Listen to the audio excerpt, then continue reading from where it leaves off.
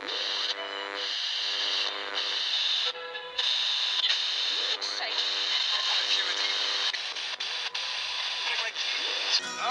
campers, rise and shine, and don't forget your booties, because it's cold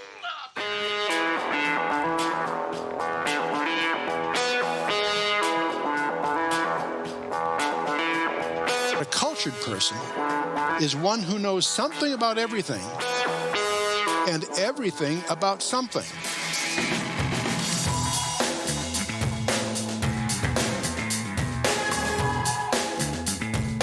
I'm trying to free your mind, Neo. But I can only show you the door. You're the one that has to walk through it. Our Great War is a spiritual war. Our Great Depression is our lives. Blessed is he who in the name of charity and goodwill shepherds the weak through the valley of darkness. For he is truly his brother's keeper and the finder of lost children. The question was, what did you want to be?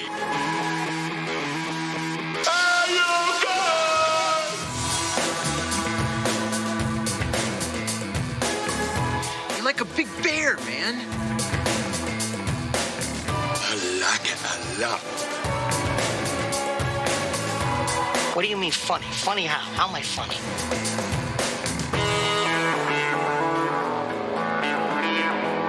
This is the moment we've all been waiting for. Ladies and gentlemen, let's get ready to Houston, the Eagle has landed. Yes, mate, here we go. Welcome. You are now listening to and watching TAJ Talks, the home of capturing conversational tangents, made in the UK, recorded live and unedited, going out across all of these great British Isles, to pebble beaches and across the sandy shores, from mountain high to valley low, to leafy green villages, and to crowded concrete cities from down south to up north, and to where east meets west, and out across the whole of these United Kingdoms, as well as the global village that we call Planet Earth. I'm your host, Taj, like Taj Mahal, but I say Taj, greeting you with Sunday salutations or something on your Friday or Saturday or Sunday or whenever you're watching this. Thank you for stopping by once again to be part of this journey. A special hello to all my JRC people who I have realized I've yet to meet, really. It's good to have you all back here again anyway. And now that you're here, I just have one question to ask you, which is, are you ready for the tangents? Are you? Huh. Oh, there could be some tangents today. I'll tell you that. Tell you why there's going to be some tangents. Because this is all unscripted. This intro, unscripted, man. I just had to get this thing filmed and done and dusted. So here we are. I'll get on to explaining why this is unscripted. But this is week 9. I think we're in week 9 of 43. I believe that's what it was, if I remember what I just put down in my notes, which I'm not looking at because unscripted, right? Week 9, clipping already. Week 9 of 52, 43 to go. Did I say that? Yeah. All right. So here we are.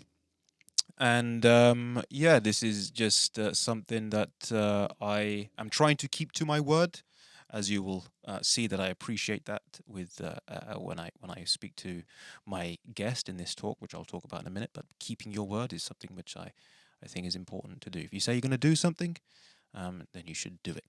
And that's what I'm trying to do in releasing this podcast for February, which is what I said at the last time.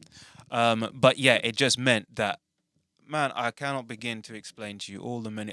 There's no point explaining it to you. There really is no point explaining all the things that are going on in my head. I don't even know what's been going on in my head and my experiences. And it's just been a roller coaster. But I just thought to myself, sleeping in my bed this morning, Sunday morning, which I have my Sundays back again. I'll get into all of that. But I just thought, yeah, okay, I'm just going to carry on sleeping as much as possible. I don't want to face this world. I don't want to face what I need to do, the many, many, many things I need to do.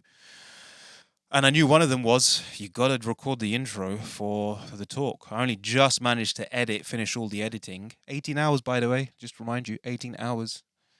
18 hours it takes to edit this thing. So, yeah, I was talking to someone about this. I was like, is that normal? Is that normal that it takes that long to edit these things? They were like, yeah, well, you're not a professional in this area, so you gotta take into the fact that it's going to take a bit longer for you. But it is still quite long. I got the impression that it is still quite a long time. So yeah, it takes me a long time. So I thought, okay, I just finished the editing last night, and then I just thought, get out of bed today. And I had this whole thing where I was like, I've got to go through the notes. So I put it in my OneNote thing, all of the intro notes, all the various things I want to say for the intro. And I just went, I got so many other things to do today. Hey, where's my other thing gone? I've left it over there. I got so many other things to do today. And I'm just looking at that. My bracelet. It's called a gara, by the way. It's not just a bracelet. I don't know where I put my gara. It's the thing we wear in Sikhism, by the way. The little steel bracelet. Gara. I always have it on. Why did I not put it on? Because you can tell I've just woken up. Yeah, I literally have. My eyes are still blurry.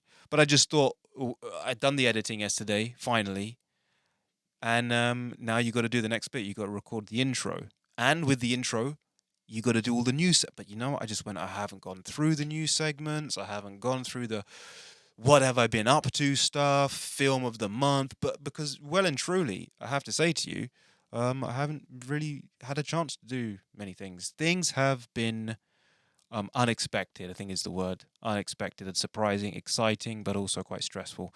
So let me just say, get me back on track before I get into all that. Welcome to TAJ Talks, talk number 12. Bleary-eyed right here. And I just want to start off by saying, I think I remember at least the beginning part of my notes, what I wanted to say. I wanted to say thank you to our last guest. I have a big announcement. Yeah, that's the other thing. I have a big announcement coming up in this intro, which is why I didn't really plan anything, because I just went, I don't know how long I'm going to be talking about the big announcement. But let me start off with this. Last guest, Adam. I said at the end of that show, when I was doing the outro recording, many months after I'd actually recorded the original. But yeah, again, just to say thank you to Adam. Adam, you sent that message saying that you might be around in March. Let's get to the big announcement at some point, and then I'll explain that. Man, let's see what happens. But yeah, if you are around in March, it'd be good to see you. That much I can say. TAJ Talks, though, I'm not sure. I'll explain that in a bit. But yeah, so Adam was a great thing. And I just want to go back to this point of that talk really helped me. I recorded it way in advance.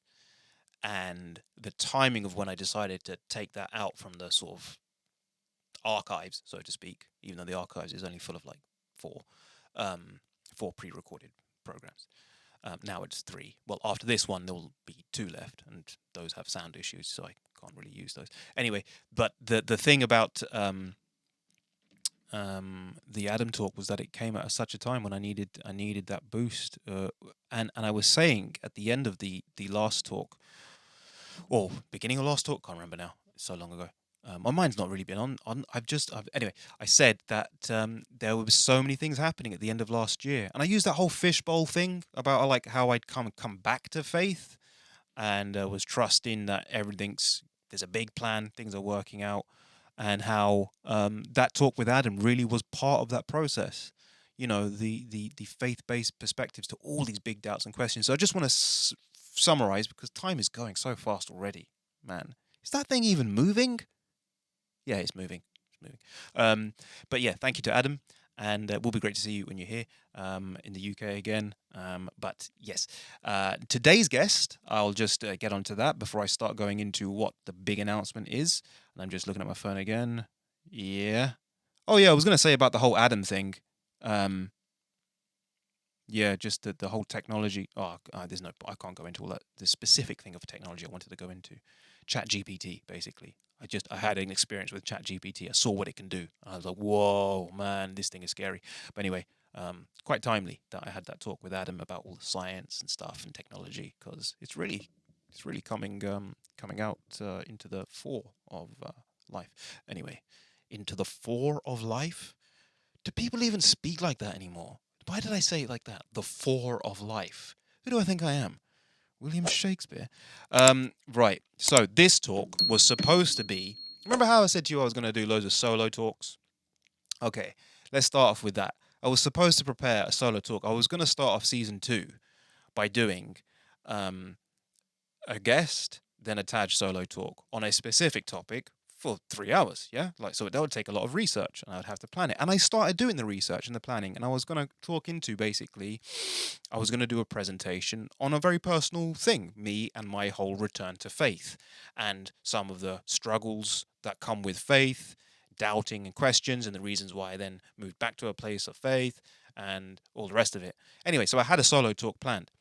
And do you remember at the beginning or end, must have been the beginning, of the previous talk, yeah, it was the beginning, because I was talking about Jimmy Church and how Jimmy Church has decided he's going away from 3 hours. He's just basically abandoned everything that I love about my favorite podcast, even though he's not really a podcast, he's a radio thing. And it made me just go, wow, who's doing what the format that I love now? No more 3 hours, no more music break, no more ad breaks, no more,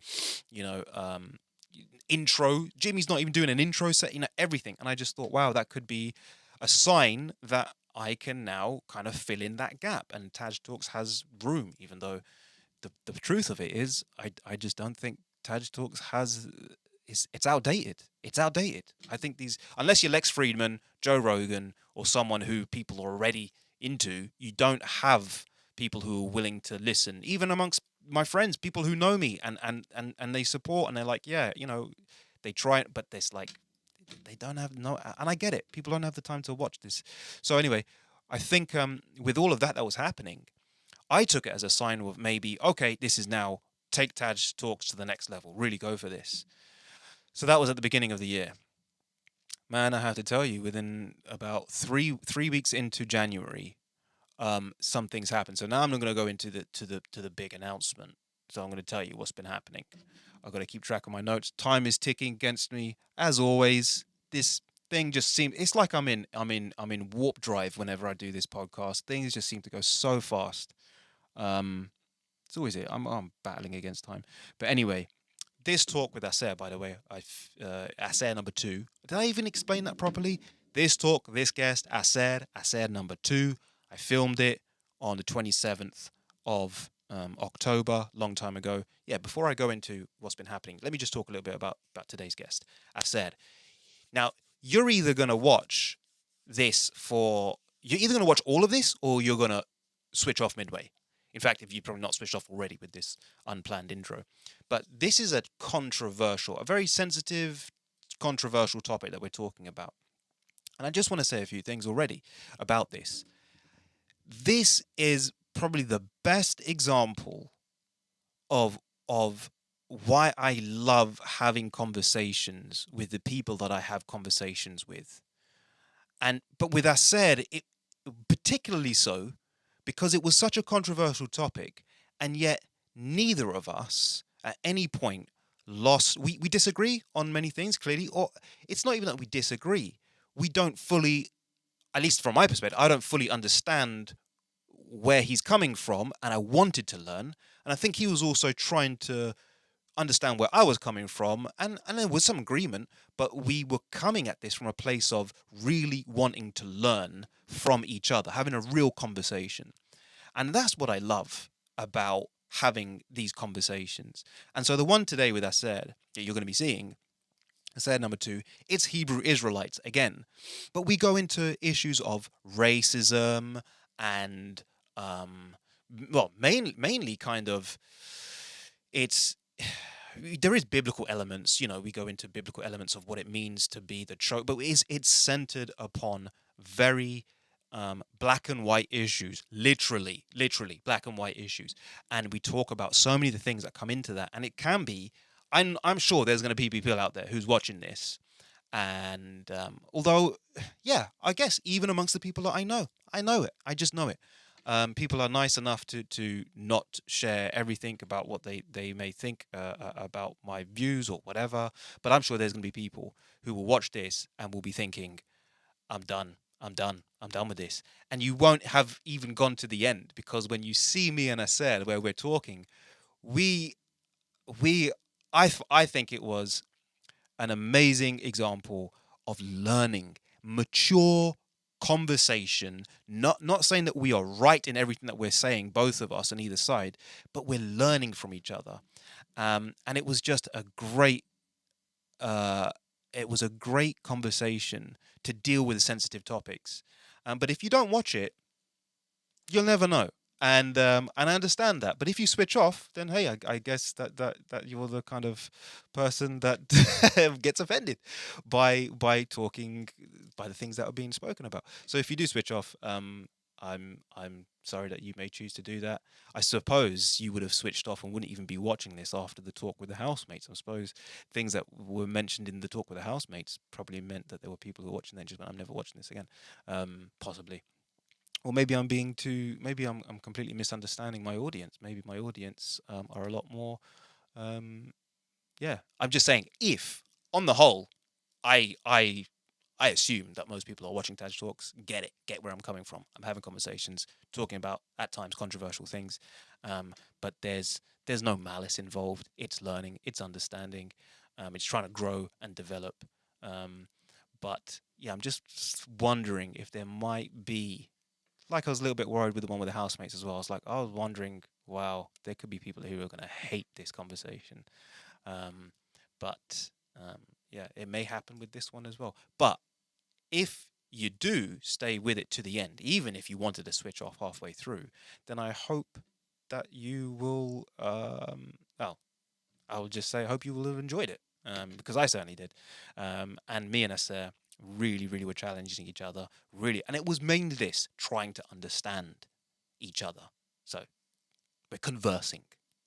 That to me is what conversation is all about. Now, I had so many other things that I wanted to say about that. I said this will be the talk where the witching hour comes back into it, because I filmed it before season 2's new format and how I got rid of the whole demonic witching hour thing. But the witching hour is back in this one.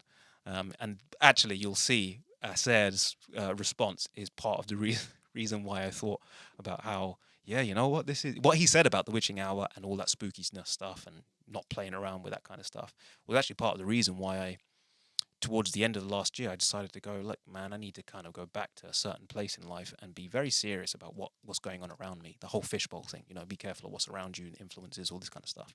So I was like, yeah, you know what? Yeah, that was because of this particular conversation. There were some other things that me and Aser spoke about, but anyway, that's the talk with Aser. It's coming up. I'm just going to warn you now. You may be offended. That's not my intention. That wasn't Aser's intention. We finished off enjoying each other's company more than ever, wanting to do more conversations, carry it on. But I understand that it's a sensitive topic, and there's going to be a lot of people hearing what they want to hear and misunderstanding the points that are being made. So, yeah, I just put that little preface there so you all know what to expect. Okay, I think that pretty much covers, even though it really doesn't, because I have so many other things that I was going to say. Yeah, I've just got a whole notes here of just like, I know you're going to think I'm a racist. I know you're going to think I'm a terrible person. I know. Yeah, and I'm just, anyway, you can think what you think. You're entitled to that. That's it. Yeah, I think it's just basically me saying this is a mature conversation. So mature listening ears will help in this conversation. Okay, now just looking at what else I need to say as the clock ticks. Man, I was worrying so much about filming this half-hour segment, and it just, obviously, it's half an hour, 30 minutes. It's going to be done so quickly. Okay, now, the next thing, let's talk about the big announcement. I was going to do a news segment, all the rest of it. I may still do it, but it will just be very quick. But I'm not really going to do a whole what have I been, you know, the whole Whibbit thing. I really hate that.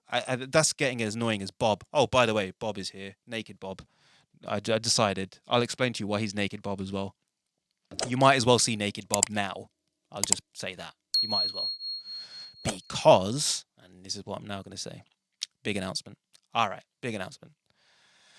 End of last year, beginning of this year, changes, faith, being challenged,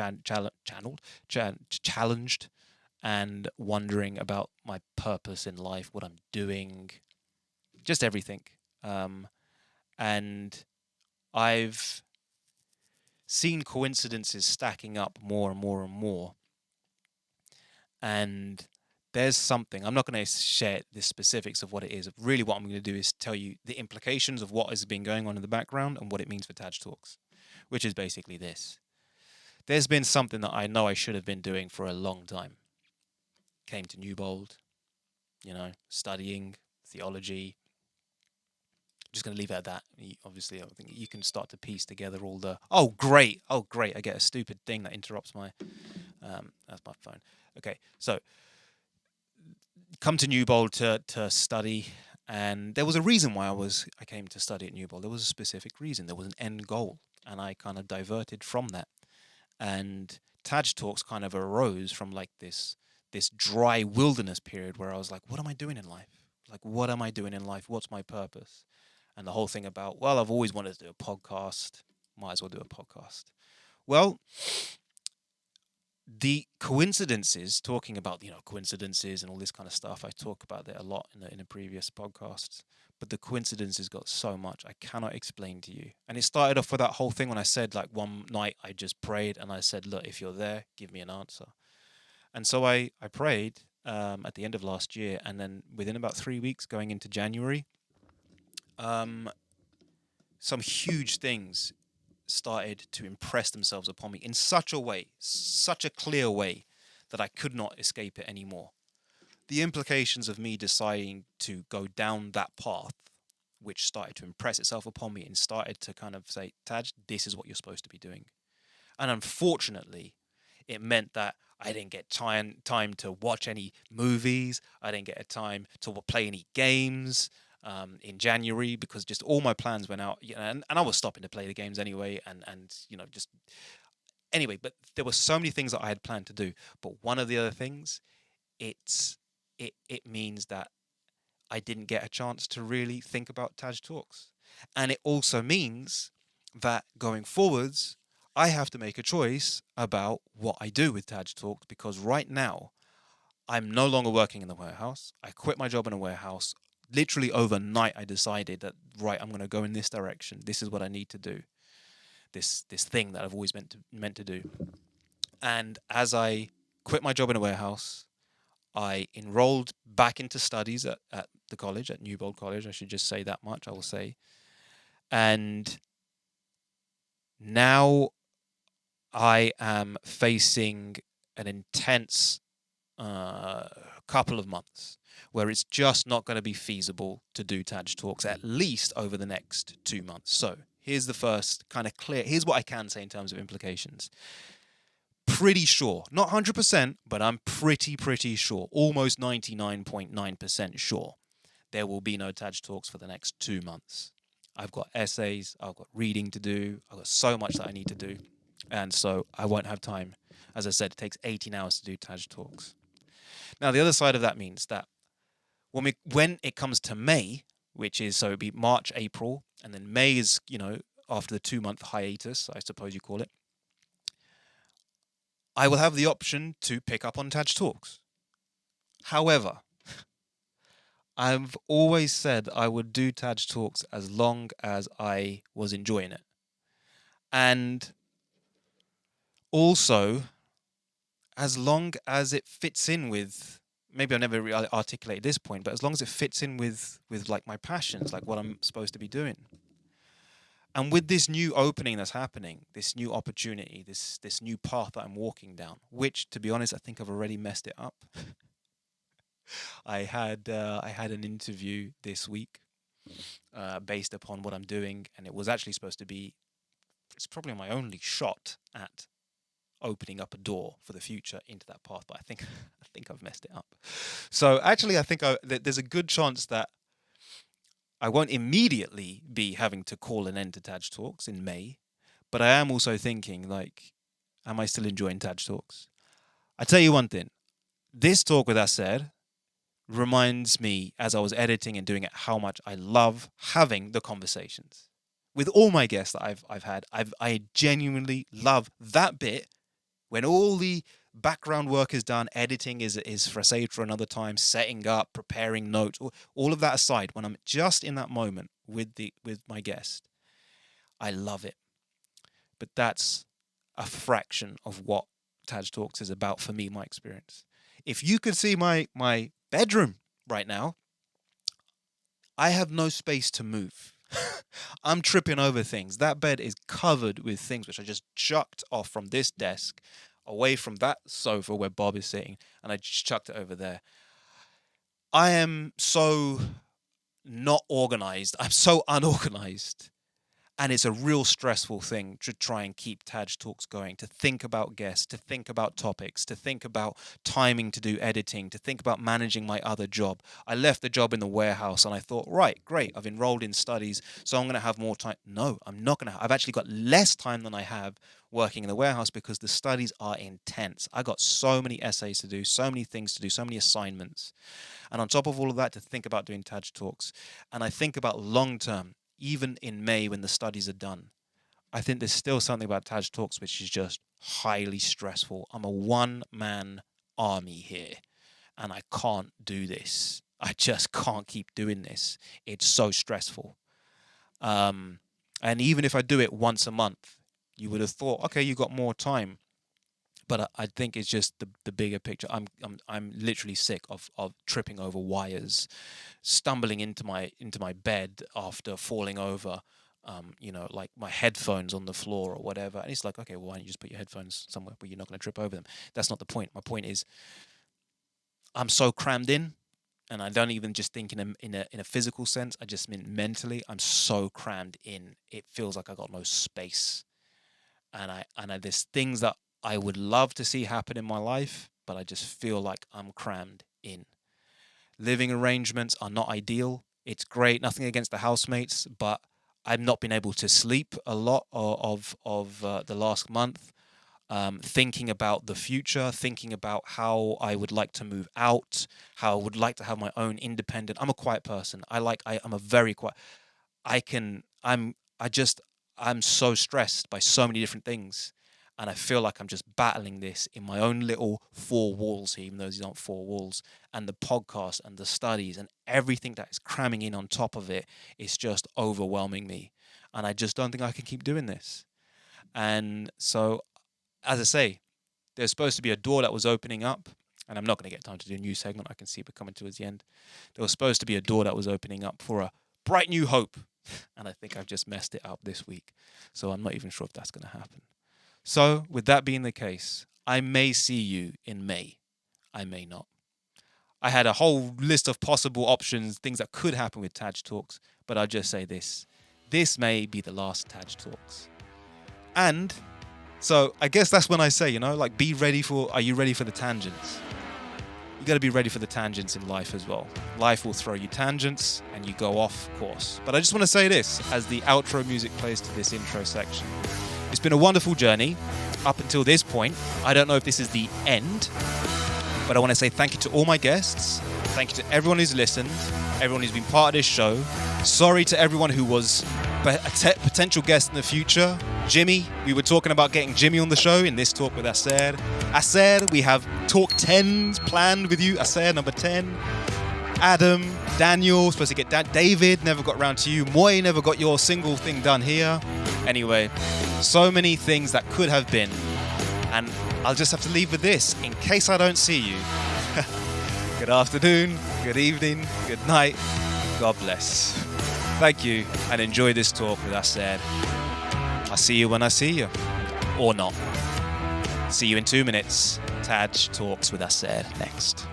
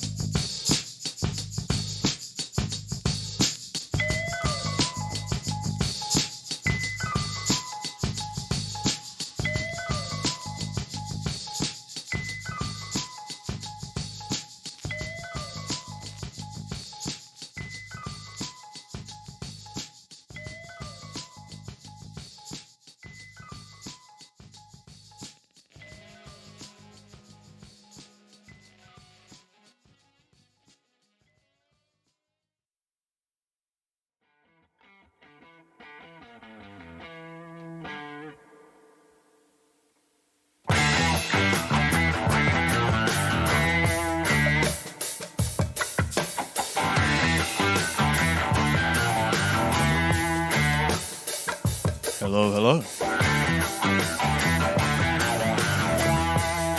Welcome back, everybody. Another part 2 here. Yeah, man. I said part 2. We back. We're back. With the business. We're going to tear it up, yeah? We're going to tear it up, I said. That's right, everybody. Aser is back again. TAJ Talks. Let's see where we go. Yeah, man. Man, this almost didn't happen. Woo! It means to it have to make it done. Or yeah. We need to be there, like here. I say there. Yeah. We need to be there. Here. You gotta make these things happen, right? Yeah. That's the only way. Jeez. So anyway, I said, welcome back to TAJ Talks. Man, it's my pleasure to again bring me to your podcast, to the talks. It's always a pleasure to find. I would say to challenge myself, my beliefs, and also to challenge how you bring the ideas out. I think sometimes you can say, okay, I believe this. Yeah. But another thing is how to explain to the other people what you believe. So, man, thank you for giving me that challenge and give me that opportunity to keep thinking about the basically the most important part of my life, I would say. Yeah, always, man. Yeah, I think that's one of the things that I enjoy about doing this and the people that I talk to in a very specific sense. I'm not going to have everyone here because not everyone, I know this might sound terrible, but not everyone interests me.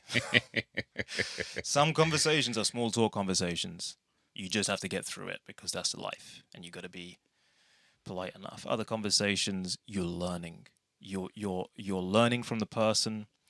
You know that what they say is sinking in on some level and it may not really manifest in your own thought processes until maybe a week, a month, could be even years later. So Correct. I get it. So I appreciate, I appreciate not just having conversations and having these conversations, but having you to have the conversations with. As I say, it's not just everyone that I would think to invite onto the podcast. Thank you for that. I appreciate that.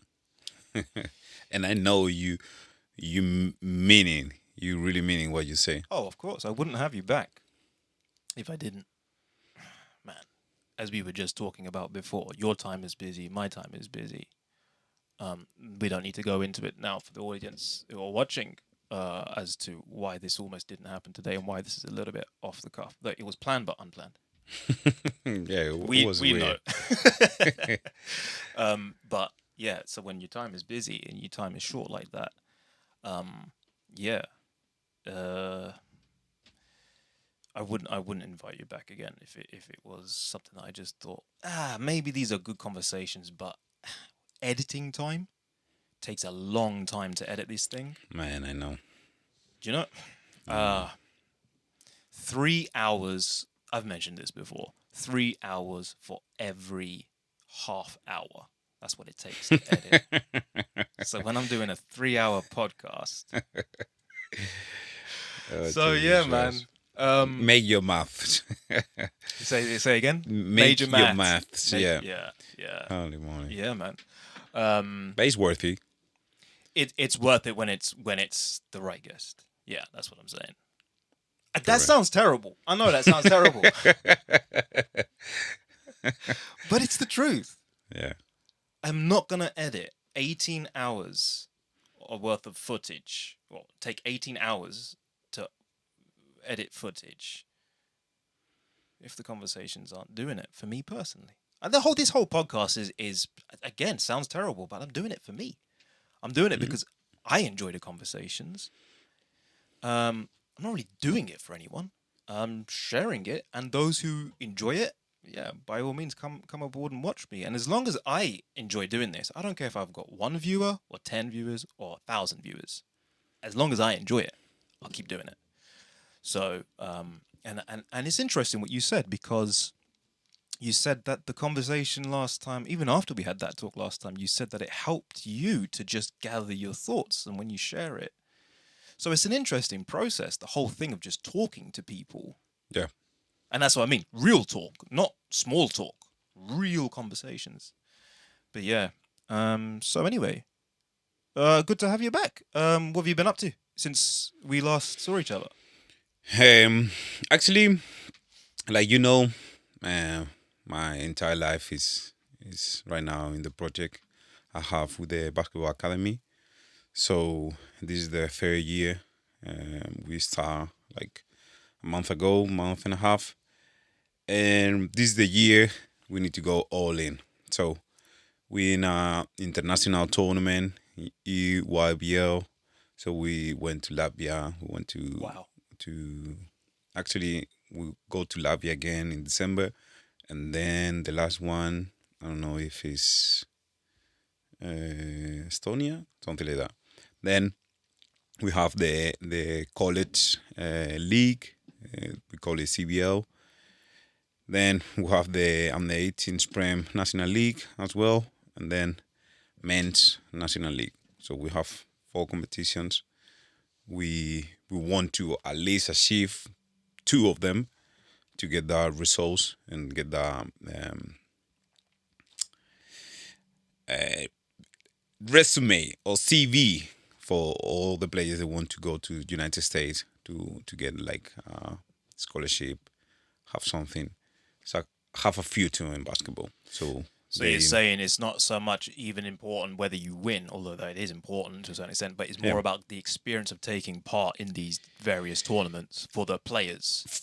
The idea is, the basic or fundamental idea is put the players in the best situation possible and the best experience possible. Okay. That means international tournaments in the best leagues you can play in your age, and also the most difficult games you can have around this little town or around the possibilities tournaments we can go. So basically give you the baggage to become a professional player. If you have the skills and the worth ethic enough for get there. So at least you have the experience, at least you have the opportunities, and then it's on you to become professional. We didn't get a chance last time to really go into this because we came to the end of it last time, and I wonder if I've... Oh, no. It's fallen down.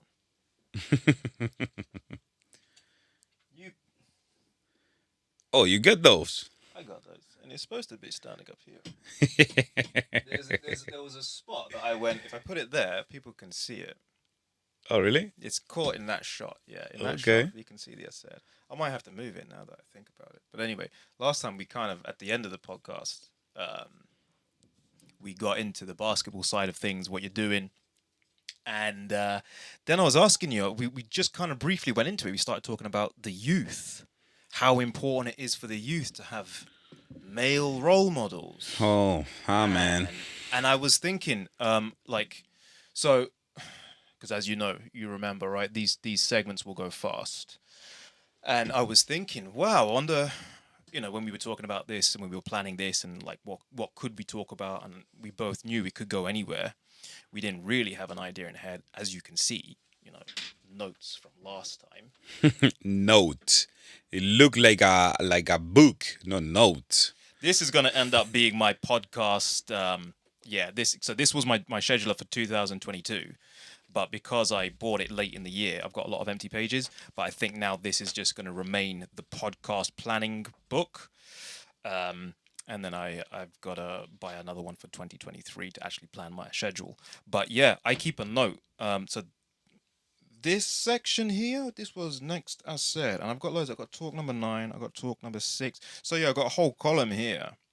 And I've got things that I wanted to talk to you about following on from our last one. Oh, by the way, yeah, your brother, man. Hello, Jimmy. Yeah, how? Hello, Jimmy. Yeah, man. Talking about how you said at the start of this, you were like, you sometimes don't find the best way to articulate it or the point and to explain the point, make the point clear. Yeah, make it clear. But you were saying, and then we got that from Jimmy as well. So thanks for leaving that comment, Jimmy, and saying, man, I said I didn't explain some of the points quite the way that he should.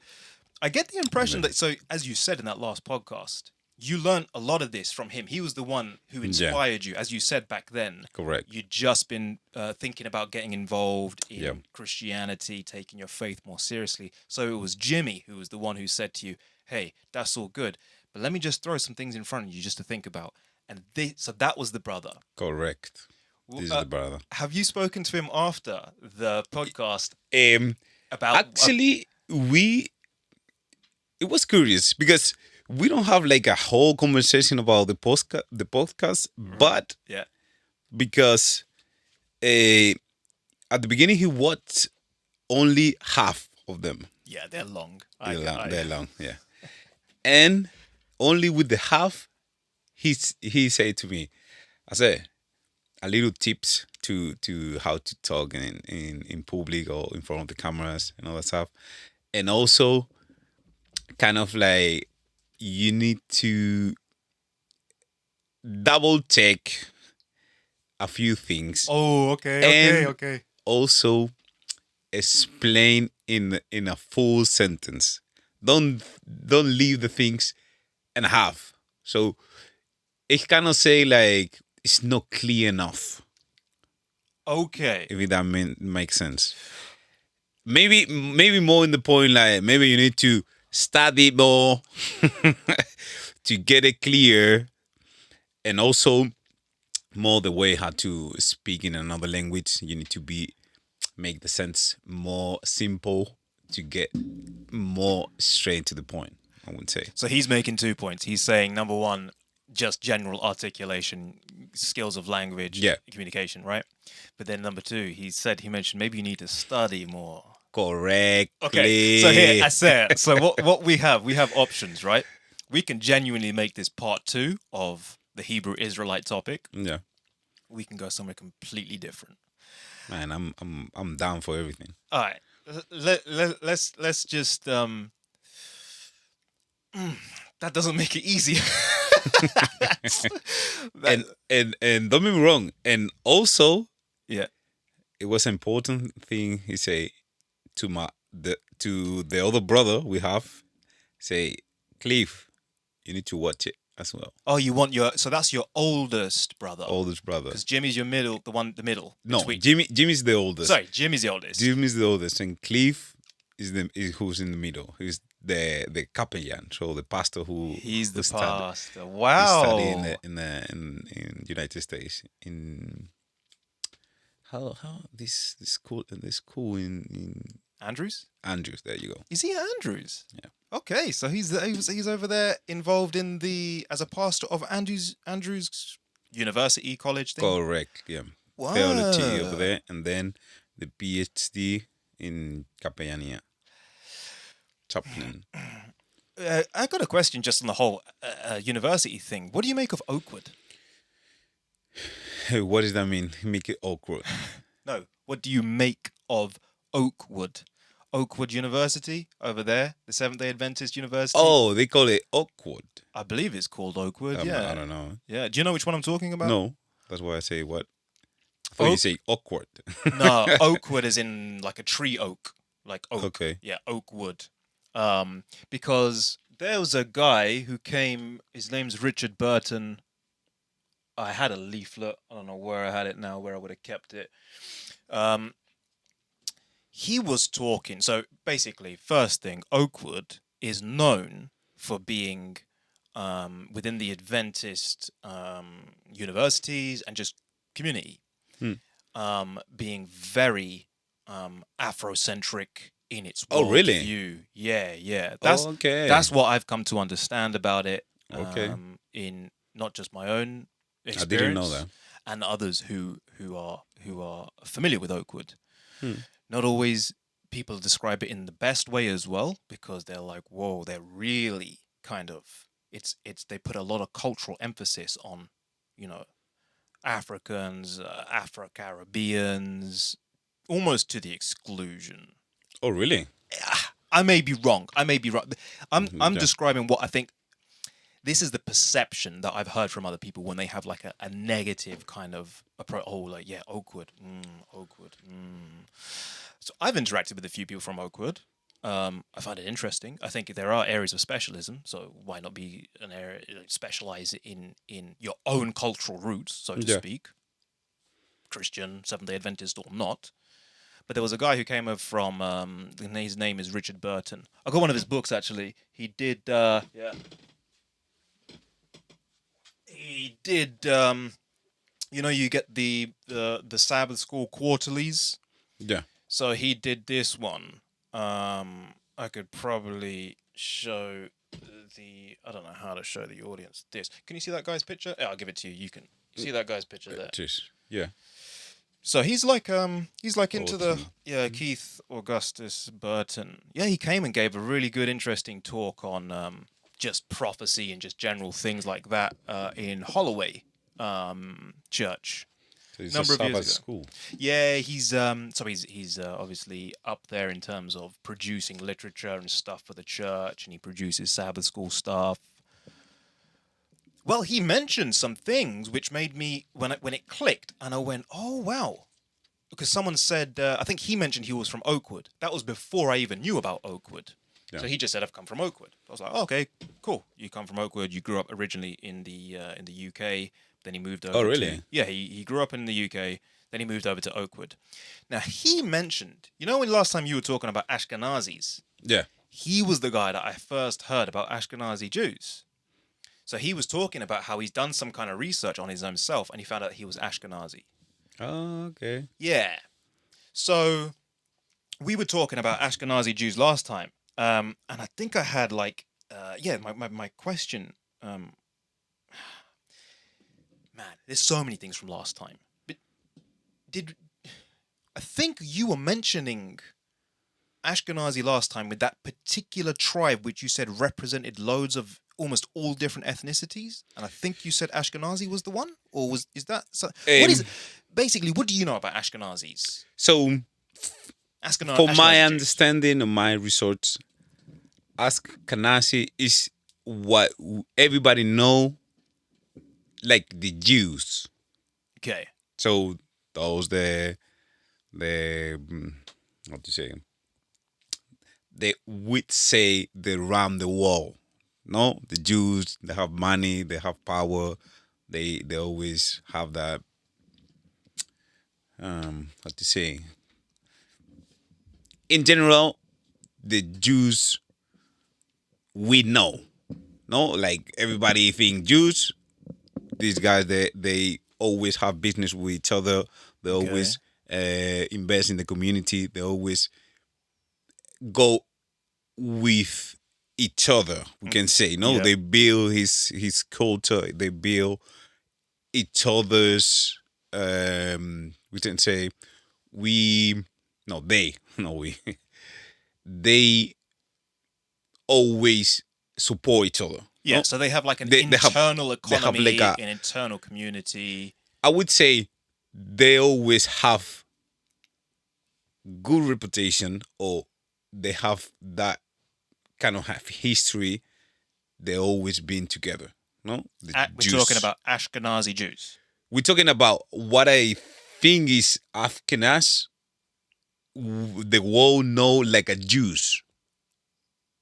No, when you say Jews, you think about this type of people. Do you? Me no. I don't. I don't think of Ashkenazi when I think of Jews. So that's what I mean. So when the people know like who's Jews, yeah, we talk about, for example, those they in Israel right now. Right. They we can say run the country like a Jews. Well, there's the whole conspiratorial element, and for me, it's a tricky thing, the name, because really truly I believe they're not Jews. They're not the real Jews. They Ashkenazi. They are Ashkenazi. Ashkenazi. The ones currently in Israel. Yeah. They are the particular type called the Ashkenazi Jews. Ashkenazi. But most people just recognize them like a Jews. As Jews, but they don't know they're actually a particular type, which is Ashkenazi Jews. Like I say, the you remember the video I want to I checked it out. I watched it. Reminder, Yolab. Jonah Golab. Yeah. I watched it, man. I got some questions. And the basic thing is the three sons of Noah, right? How they spread with all the nation, right? So one of them, they are Ashkenaz. I always say about it, and those they are the people who took the government, the lifestyle, and making them. When? Just quick question. When? At what point in That's history? a good question. Okay, because that's kind of in the part of the story when you lost your identity and somebody identify himself like them. You're right. So Makes sense? So they appropriated the identity because it kind of got lost. It kind of got lost. A new group of people who aren't really the beginners or the people with the blood, we can say line of blood of Jews, they appropriate the name like they also the blood of that particular tribe. That makes sense? No, you look at me. So put it that way. People who burn like Jews. Burn. Like born. Sorry. Yeah. Born. So they passed the time, they lost the faith, they lost the culture, they lost the festivities, they lost the identity.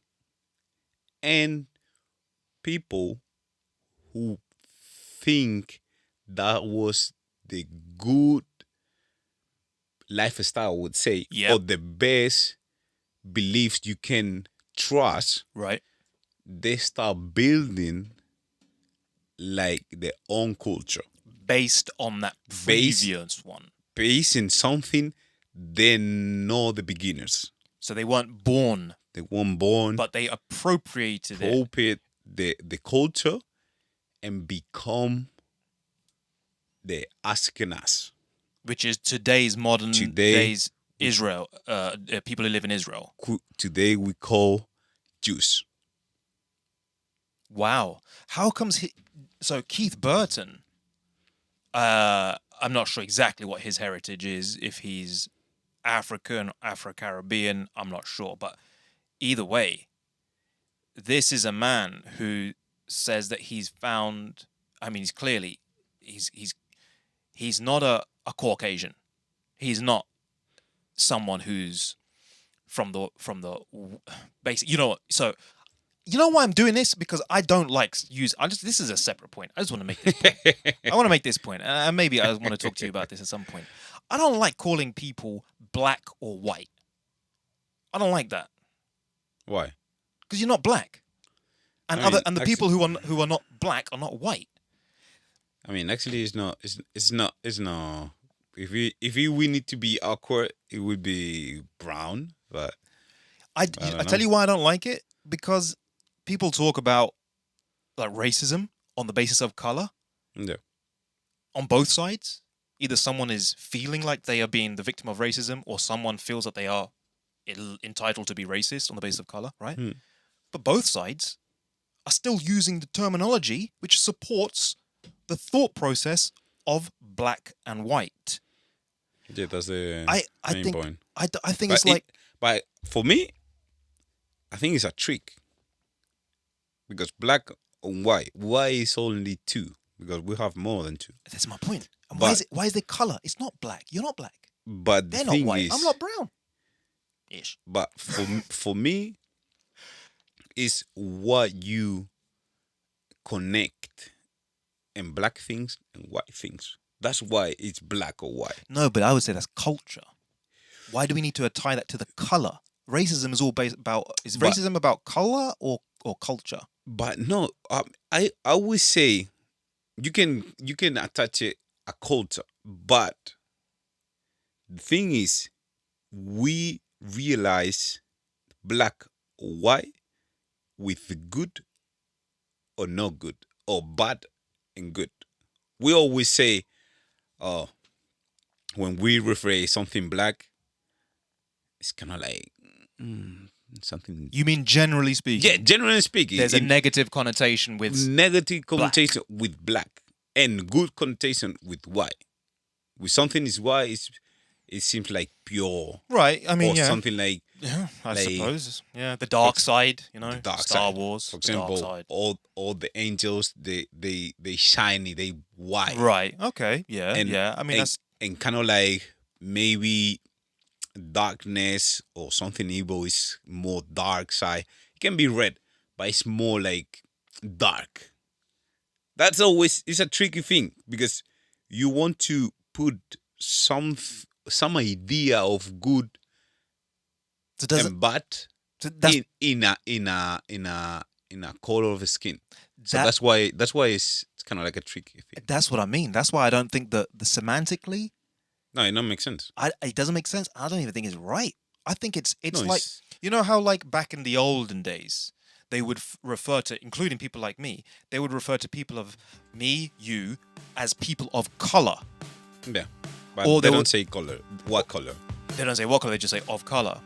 And then there will be another one where there will be like something that you can't say these days, which was okay in the previous days, calling someone half caste. Half caste? I never heard that before. You know that? Man. Ad break music is playing, or break music is playing. We'll pick this up. It's got controversial straight away, everyone. We've gone straight into We're back again. TAJ Talks with Aser Part 2. I am fully intending there to be many, many other parts. This is just Part 2, everyone. We're get to that in the future TAJ Talks. So join us again after 2 minutes. Hope you're enjoying this. Hold on to your seats, everybody. We're going on a wild one. See you in 2.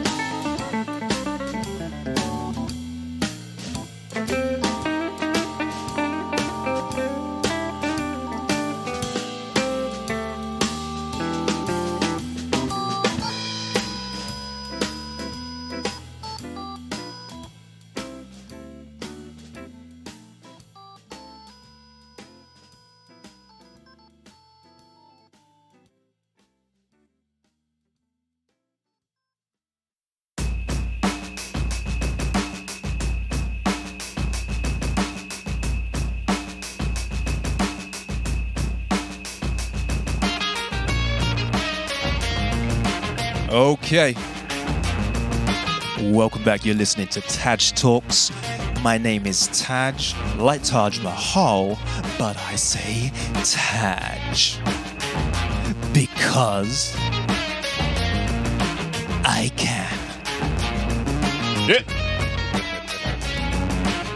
Back again for the continuation of Aser part. No, not 4. That's for another day. Today it's part 2. Yeah, man. So, you're just going to pick it up where we left off? I love this, man. Just let's just carry on with our park bench conversations. Only this time we're not on the park bench like we were when the very first time we had this. Right, that sounds good. Do you remember that? Yeah, Park bench. The park bench conversations. Yeah, I was saying it to... Who was I saying it to that day? I was like... When I was describing how I liked these conversations, how it was great to have you on last time. I forgot who it was. Someone... Pavlo was here the other day. And I think even he was saying, he's like, yeah, I've got Hebrew Israelites with Aser. He said, I've got it on my watch list. I've got to get round to watching it. Oh, really? So he's taken an interest in that particular one. Obviously, he's kind of saved that one. Like, yeah, I'm going to watch that one. But I was like, yeah, man, it's interesting because me and Aser have never had one-to-one conversations like that since the very, very first time we met 2 years ago. The only other time we had a one-to-one conversation after all those years, even though we'd met and had other people around, Moy obviously, and other people just in a group conversation, what you see in Hebrew Israelites on TAJ Talks podcast number, 8? Yeah. That was the first time in 2 years that me and Aser just got to hang out and just chat. And it's surprising. It's very surprising because kind of we can say the first day go straight into, and I remember in that moment, if I be honest, I think I was just a start to having a look and realize, man, I need to know more and more and more and more. I think that you got me in the really beginning.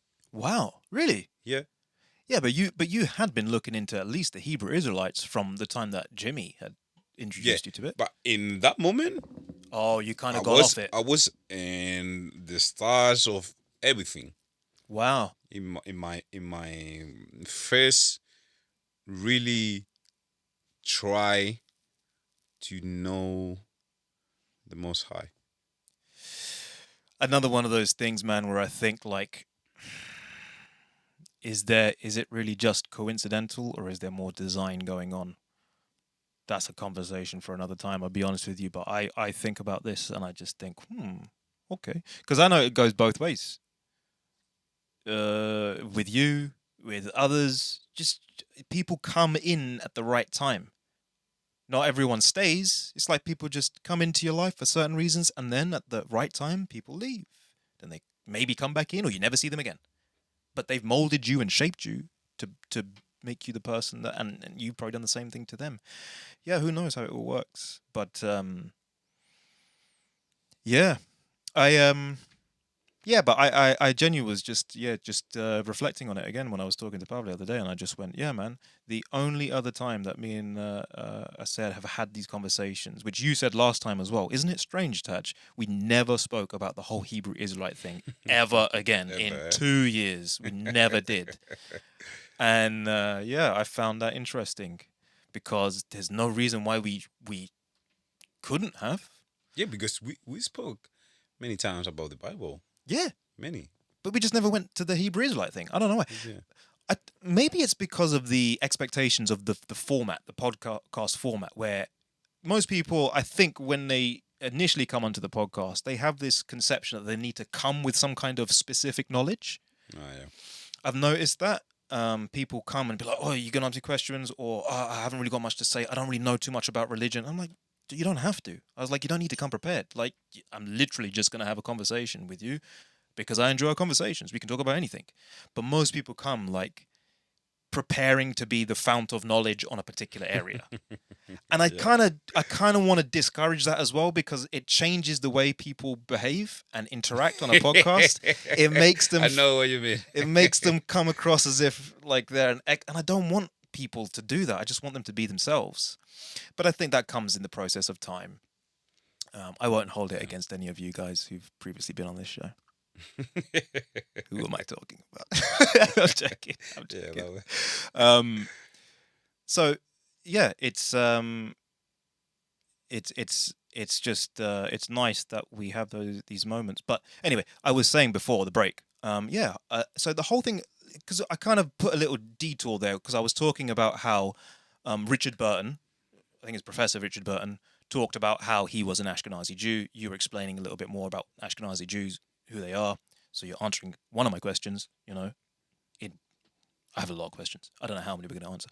But then I started saying, whoa, wait a second. I just want to make something clear about this whole thing about the terminology here. Now, that's what I was saying. There's certain things. Okay, let's take this as another example. Everyone knows slavery is bad now, yeah? Today. We all know it's bad. Yeah. Okay. You go back to the times of Churchill and Darwin, and prior to that, even longer, even back to the Bible days, right? Slavery was part of life. Yeah. It just was. Yeah. Okay? People looking back from today, looking back to those days, would be like, Churchill's an evil man. You got to counter that and be like, was he? Okay, in this grand scheme of things, of all the people of Churchill's time, where was he on that scale? He never outrightly denied the practice of slavery and racism, racist thoughts to a certain extent, because he had this whole thing, we need to go and help and civilize certain parts of the world with white British culture kind of thing. And he would talk like that. Whereas other people of his day would be more negative, like, screw them, they're lesser than us, we can dominate. And he was doing his, I believe, his best. He was he was the better person in a bad world of bad ideas. He was more kind of like on the edge of like pushing it forward, kind of like, no, but we can do some good. Let's do some good. Today, we would still look back at it and go, that's terrible. How could you think that you're better than anyone, right? So there's an anachronistic thing here. I think the same thing applies with, and the same thing with slavery in the U.S. before the American Civil War. You know, all these kind of things. We look back and we say, but you go, man, you have to look at it in its context. Abraham Lincoln wasn't outright denying slavery as a practice. He was actually thinking more in terms of like there's certain economical things. It was more political why he was doing certain things. He eventually kind of came around, I think, to the idea that this is a bad practice, like morally wrong as well. But that's the thing I think that we're doing with these terms when we still walk around and call someone black and call someone white. I think in generations to come, they're going to look back to our time and be like, they walked around, look at this book, he called that person black. Academic books, he called a person black. And I'm thinking, man, we should realize that already. We should be realizing that. It's like the whole thing with Barack Obama being elected as the US president. And everyone, my friend said it to me at the time when I was studying. And he just came, and he's a Nigerian guy. So you see? So that's my way. He's a Nigerian guy. I wouldn't say he's a black guy. I say he's a Nigerian guy. That's how I identify him is more his cultural roots. He came down the stairs and he was just laughing, smiling. You know, Barack Obama just been voted in. Everyone's going, yeah, racism over on the news. And he was just shaking his head. He's like, man, Taj, they don't get it. They just don't get it. And I said, what, Kunle? Kunle, out of Kunle Salami, you're out there. I know you are. He's got a music career, man. I'm going to try and get you on the show at some point. And he just said, they don't get it, man. He's like, they're saying racism's over because they're making a big deal that they have the first black president. And he said, if racism really was over, no one would even notice the color of his skin. And it's the same thing with like Rishi Sunak. Same things kind of happen with that. Yeah. Not to the same extent, but people... I get that you would draw attention to historic landmarks and celebrate the fact that there are certain big milestone moments. So with Rishi Sunak, they kind of did that, but they've not dwelt upon it as much as they did with Barack Obama. And maybe that has to do with the American history and all that kind of stuff. But I still come down to this thing where I think terminology that we're using today, black, white, I think it's so... I don't think it helps the whole concept of racism on either side. I think even people who are genuinely victims of racism, who describe themselves as black and others as white and whatever, I think it feeds into the same mindset. It's a language.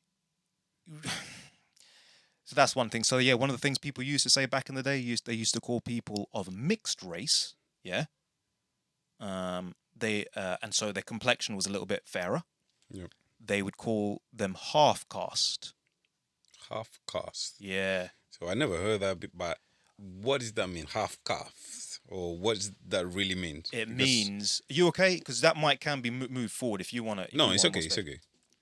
Half caste is what they would call someone, as I say, mixed race. So it's just let's say a way to say it. Say the same. Yeah, I think half caste is like a way where you like say you cast a shadow. Something to do with that. I'm not really sure what half caste is. I think shadow is something like half caste. So if the moon is fully cast, or there's half cast, isn't a moon? I don't know. Something about like it's something to do with the shadow and lighting. It's half cast. Half of light or half something, of shadow. Yeah. That's what the term was. Now I was like 9-10 years old, and I had a mate, Leon Bakenwa. Now, the shout out to Leon Bakenwa, if you're ever going to see it. I haven't seen you in years, man. I've known this guy since, anyway, primary school. Should I mention names like that? Surnames as well? Leon. Leon, great guy. But Leon was Trinidadian. His mum was Trinidadian, and his dad was, I believe, Caucasian, British kind of background, right? See, I'm trying to avoid saying white. That's what I mean. Caucasian. Caucasian. See, that's just geography rather than color. But anyway, and I remember Leon describing himself as half caste, and then later in my years, I learned that term, and I think I used it again, or maybe even Leon was the one who. Anyway, I learned later that's not what you are supposed to. So maybe in his dad's generation, that's what you say. But these days, you don't call someone of mixed race half caste. So it's kind of like disrespectful. Yeah, because it's purely on the basis of color. So now, so you see, that's an example of like people realizing, wow, the terminology is really offensive. Half caste. Ooh. Back in the day, ooh, look at those. Let's employ one of those colored people. You know, something like that is so offensive. I think the same applies when you refer to people as black or white. I think it's terrible. You're not black. You're very dark skinned. Someone would say, well, he's dark then, huh? Well, you're brown like me. Someone else is a little bit peachy. I don't know. So, like I say at the beginning, I think it's all realized. That's what I think. With my beliefs, I think the Hebrew and the first tribe of the planet, they are black. So, this point, since the beginning, I would say, but the point of don't have like red or yellow or green or blue, we can say whatever, but it's always black and white. And all the history of humanity always is black and white. Those want to put black in one point and the rest in another point. Because many people who is half, they want to call themselves white as well. And many people, they half, they want to call black themselves. It's not, okay, I'm yellow or I'm red or I'm whatever another race. It's always two identities. Like the meaning of you against you or you before you or you under you. You know what I mean? Us and them. Yeah. Always two parts. No more than two. No 3, no 4, no 5. It's only 2. It's kind of like evil and goods.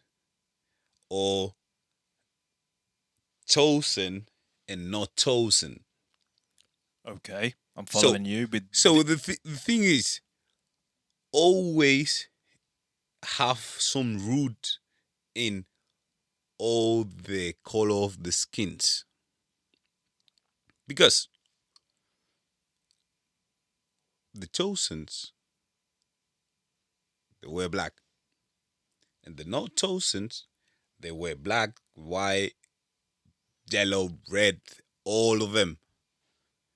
So it's so important in today, that distinction, black and white, black and whatever else. And so you, I guess to a certain extent, then you disagree with me that the color. I would say the color doesn't matter. No, for me, it's not the color; it's what it means. And my what I want to say with what it means is that point of view, or say the color of the skins, for putting in a point of the map, black chosen against everybody else. So you need to pick side based on the color, though. Based on the color. Ooh, see, that's the bit. That's what I mean. So if you black, you need to feel like this, like this, like this, like this. So if you not feel black, or you know black, you need to feel like this, like this, like this. Right, that's interesting. That's how you saying that you are made to feel, or you should feel. It's based on black is something bad, white or something else. It's not black, it's something good. So here's a question then. So where do you think that perspective, where do people get that perspective from? I think everything begins with the idea of, first of all, forget who you are. Don't think about you have a history. You apply this to everyone, yeah? No. For me, I always talk about chosen and the rest of the nations. So you're saying that the chosen ones were encouraged to forget who they are. The chosen's always been the target. And you would also say that the chosen ones were Chosen, dark-skinned. Yeah. Let's just make it more simply than in black people. Black people. Chosen, they were black people. But they have more nations than not chosen than black people too. You know what I mean? So, no, say that again. So, for example, we say in Africa. Yeah. Everybody's black over there. Yeah. But we can say the chosens, they're in Egypt. This comes back to your whole thing about who the actual Hebrew Israelites were. So they're Egypt, but all around Africa, they're black too. But a special tribe, they're the chosen. Okay. And everybody know they are the chosen. So everybody's black, but one tribe, they're the chosen. You know what I mean? It's, for example, we can say the Irish, they're the chosen. Yeah. And then it's Great Britain. Yeah. So everybody's white, but we know the Irish are the chosen. Yeah, I get England, what you're saying. Yeah. The English, they know they're the chosen. And the Scottish, they know they're the chosen. Even though everyone looks the same. Everybody looks the same. Only one group. One group is the chosen.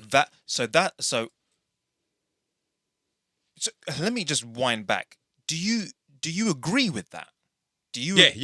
You think that's kind of like why I say the bloodline is important to know who they really, the beginners of the idea of the chosens.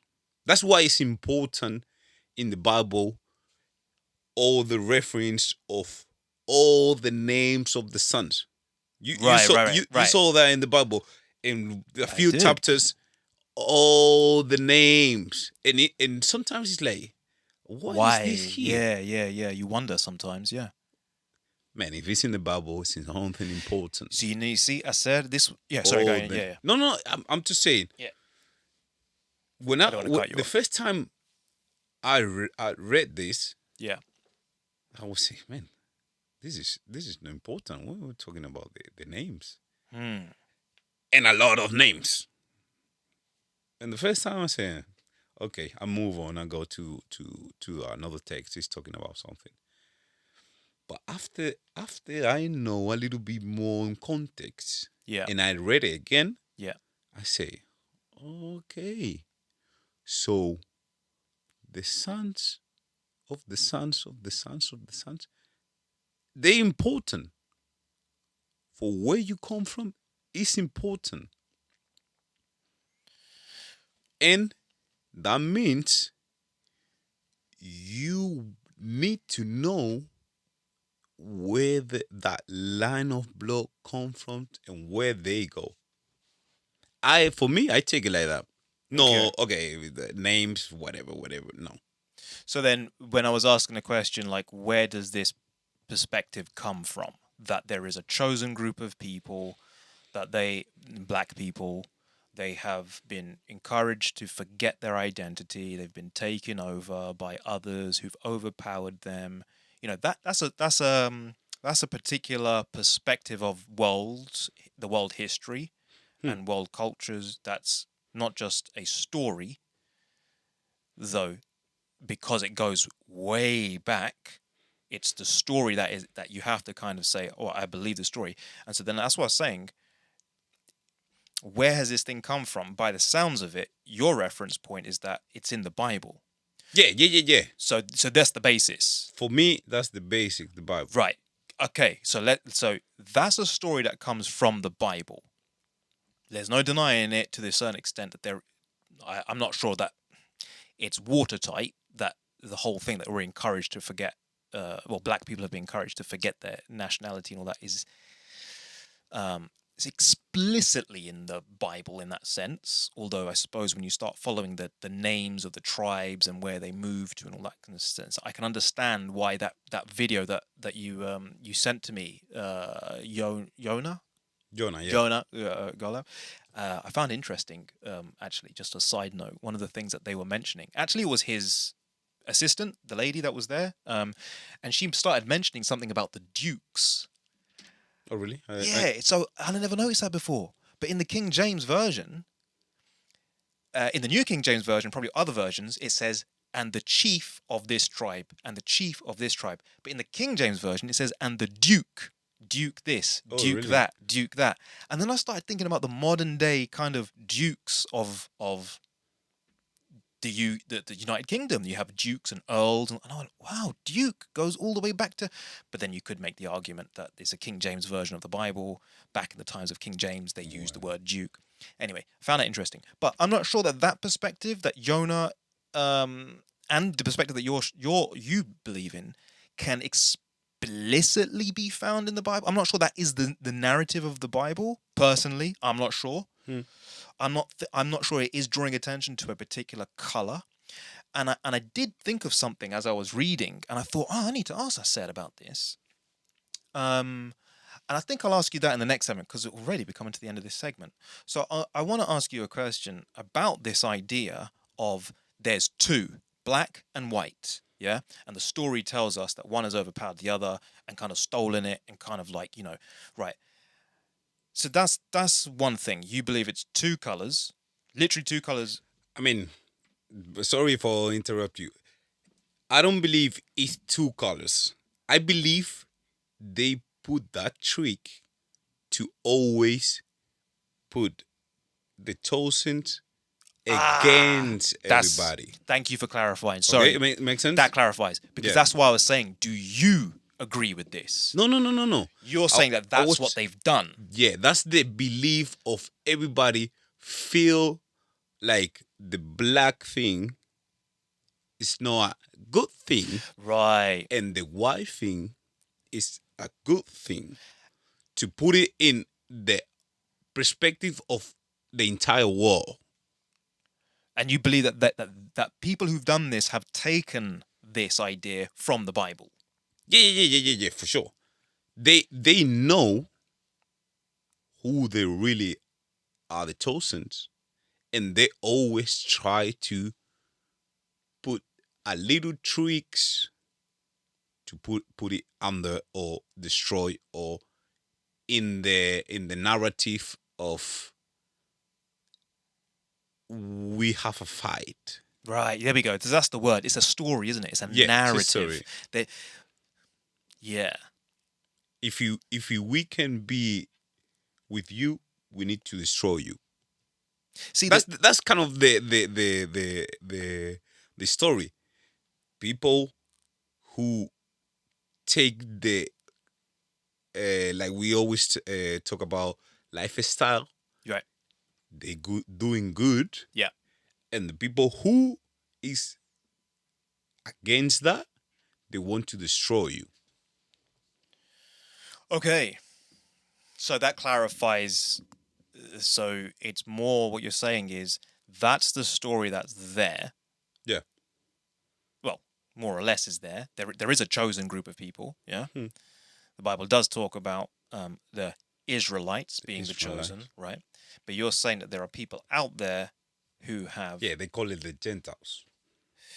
Well, the Bible calls it the Gentiles. Yeah, the Bible calls it the Gentiles. Yeah, that was Hebrew culture as well, so they would refer to non-Hebrews as Gentiles. But then what you're saying is that people out there are now bringing the story, pushing it through a certain perspective and saying, hey, this is a story about blacks versus whites. And actually it's black against whatever is not black. That makes sense? Yeah, that makes more sense. Well, that clarified a few things because I was just trying to work out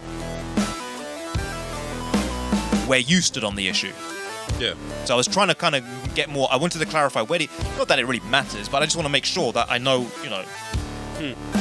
what's your perspective? Because I would disagree if I believe myself in that perspective. I would say, I don't think that's what the Bible's saying, and I don't think it's a right way to look at the world.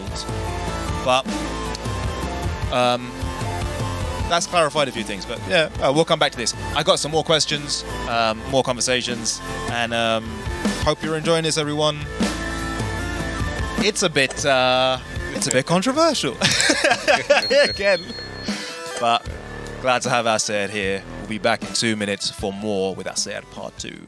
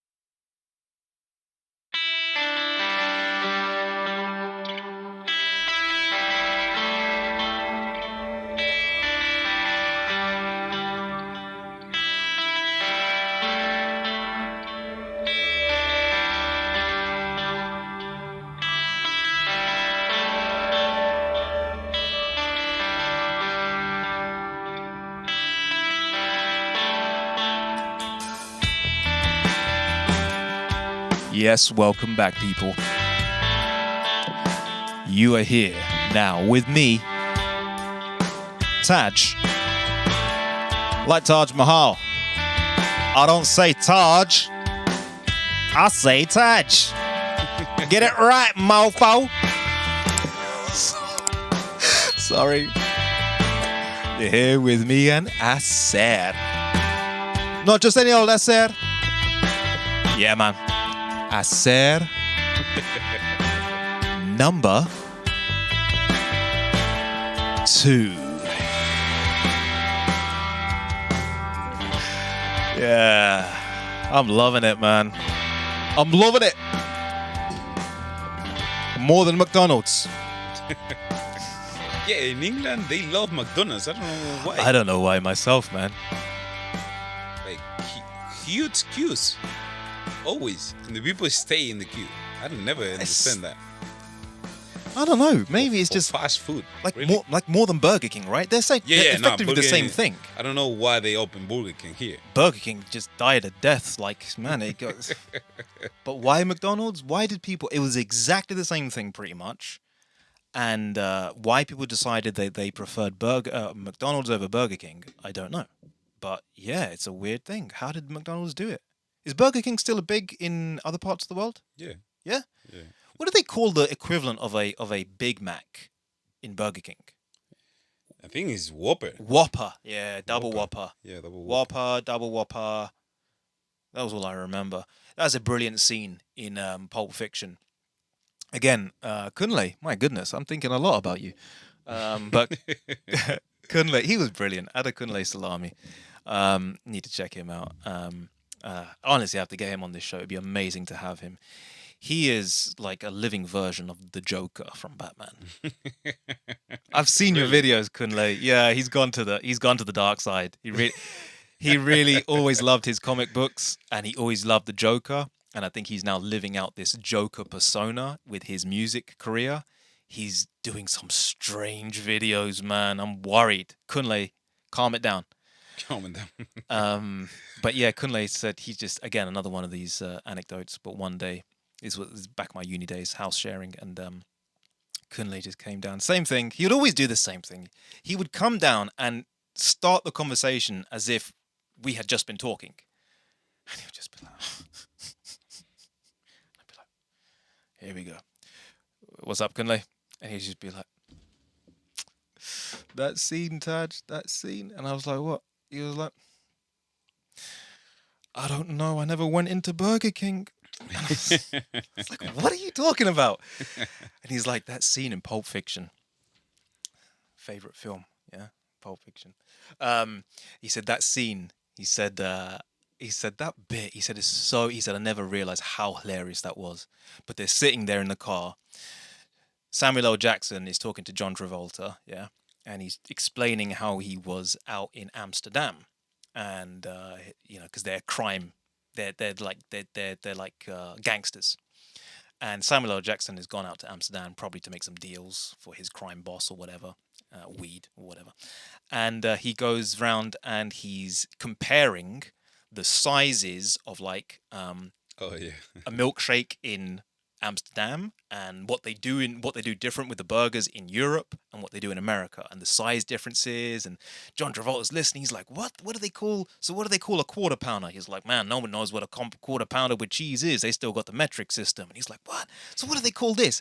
And he's just comparing. And then John Travolta just goes, what do they call a Whopper in Burger King? And Samuel L. Jackson just goes, oh, I don't know. I didn't go to Burger King. And then Kunle found that hilarious because he was just like, what a slap down to Burger King. Like they're talking about McDonald's. And then he's just like, Quentin Tarantino just put that line up. Oh, I don't know. I didn't go to Burger King. He's like, man, no one goes into Burger King anymore. Right. That was a really weird tangent. Sorry, Aser. Sorry, everyone. You said it though. We could go absolutely anywhere. Yeah. Maybe it's good to as I say, kind of controversial, right? But not really. We're talking about stuff that, as I said to you in the break, man, I think it's just interesting stuff. So here's the thing I was going to say to you, Aser, coming back to this whole thing. So we clarified a little bit about where you stand. Hopefully I've clarified it a little bit. Not that it really makes a difference. I just wanted to make sure that the person I'm talking to, I'm asking the right questions based upon certain things, like where their position is and that I've understood their position. Okay. What about, however, there's the whole thing of there are black people and there are white people. And in the past, black people had the power. Going back to the Sphinx and Egypt, all this kind of stuff. White Europeans, Caucasians, whatever you want to call them, came along, they took over. They're the new guys in town, right? Now, I've started reading or listening to, because it's really too long to, it just takes so much dedication. I don't always do it all the time, so listening to it is easier. Listening to the Bible from the beginning again. Reading, listening, yeah. And when I came to that story of the curse upon the 3 sons of Noah, and I went, oh man, I need to talk to Aser about this. Because let me just lay it out how I've understood this. Yeah. And then you tell me. There's 3 sons. Shem, Ham, Japheth. Ham is the one who gets caught doing something with Noah, right? And the curse is not upon Ham, but it's upon Canaan. Canaan, we know from the biblical story, are the original inhabitants of the Promised Land, where the children of Israel, when they leave Egypt, they move to modern-day Israel, the Promised Land, and that's where the Canaanites are. they then take over from Canaan. Yeah? So the curse is pronounced upon Canaan. Now, I've heard that Canaan, and not just heard, they in the Bible, as you say, in these genealogies, where everyone moved to, Canaan, the descendants of Ham, moved to those areas which have been considered to be where, in ancient civilizations, black people lived, which is kind of like North Africa, south of Arabia. Yeah, there's a kind of that area there. The other son of Noah, Shem, who I've understood are brown people. So not mixed people, but another race of people, brown people. So Asian people, Indo-Asian, Indo-Aryan type people, right? Shem moved to a little bit further out, Babylon, which was Iraq, Mesopotamia kind of area, yeah? And then you have the sons of Japheth, which are even further out in the colder parts. So you get further and further away from like that line of the equator, right? Yeah.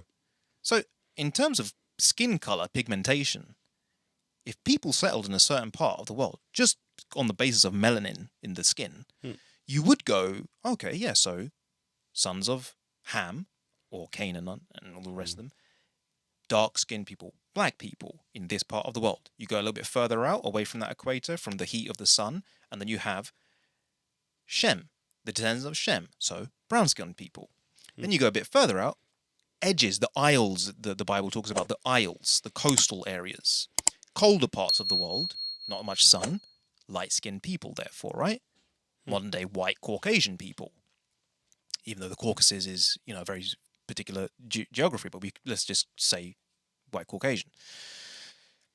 Now, a part of that curse thing, it said that Canaan, you will be a servant to your brothers from now on. Yeah? And then it says, Japheth, you will dwell in the tents of Shem. So it's almost like saying, like, you're going to move into where Shem lives, and you're going to live where he's already got his home. And I heard an explanation which kind of went along like this. Canaan, black people, originally were blessed to have control of the world. But the curse kicked in at a certain point, right? And those black people were then replaced by Shem's people, because that was what the curse said.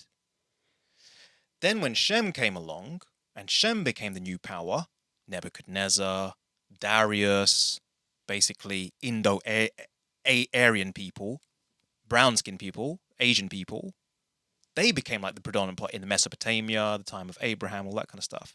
And then you go even further in history, and then you come to the people of Japheth, who, through colonialism, started to live in like India and other parts of the world, with the brown-skinned people were the next power, and they took over, and they started to live in those tents. So they basically occupied their places, and they just basically said, all right, we'll just take over. But it wasn't to the same extent, although there was slavery with Indian people as well, and even white people were part of slavery. So I heard that explanation, and I went, wait a second. But that means that Moses, because when you look at the genealogy of where Moses, I think it's Moses, I think there's a connection between Moses and Shem.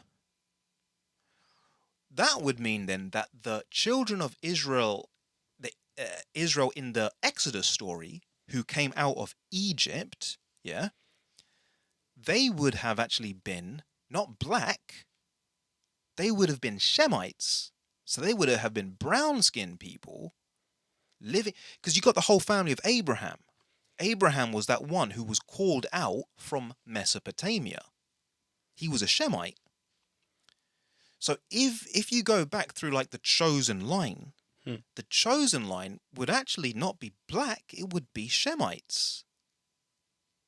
So that made me question what you were saying when you said before, and the first time we did the podcast together, is you said the Hebrew Israelites, the original Hebrew Israelites, were black people living amongst black Egyptians. But then I went, wait, but I thought Moses and Abraham and that whole connection, they were Shem. And if I'm correct, or someone who explained it to me was correct when they said Shemites are brown-skinned people, then I went, that doesn't, I wonder what Aser has to say about that. Like, how does that fit in his thing? Yeah, so it makes perfect sense, because the thing is, so what you say perfectly, Canaans, they're black, Shemites, they're brown. But for me, I don't think Shemites, we call it like Turks or that kind of or brown. I would say like the Arabs, they kind of more white side. Like for example, with how do you say the Egyptians right now, right? We can say it's brown, but it's more white thing. So for me, the Shemites, they are like, to put one color of skins,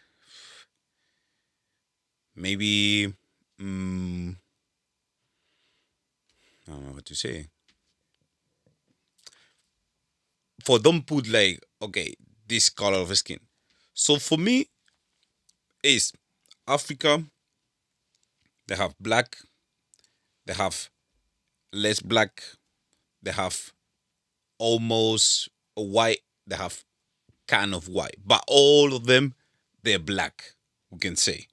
Or, I believe it's that.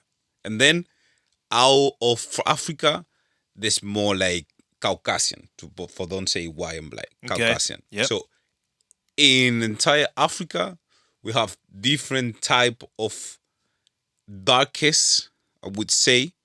It's more dark Kenyan, more in the middle of both sides, we can say. But the whitest color, I wouldn't say is Caucasian.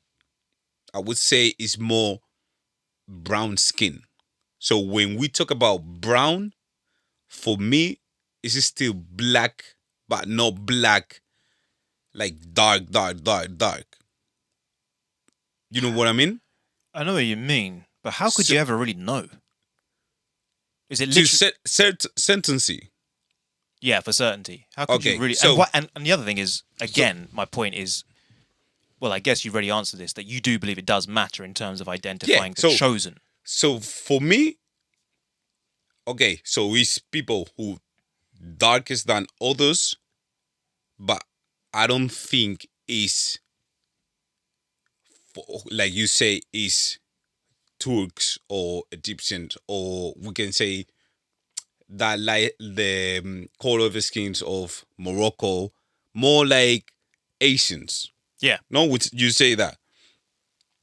For me, like in the like the video we talk about it from different type of not tribes, like skins or siblings.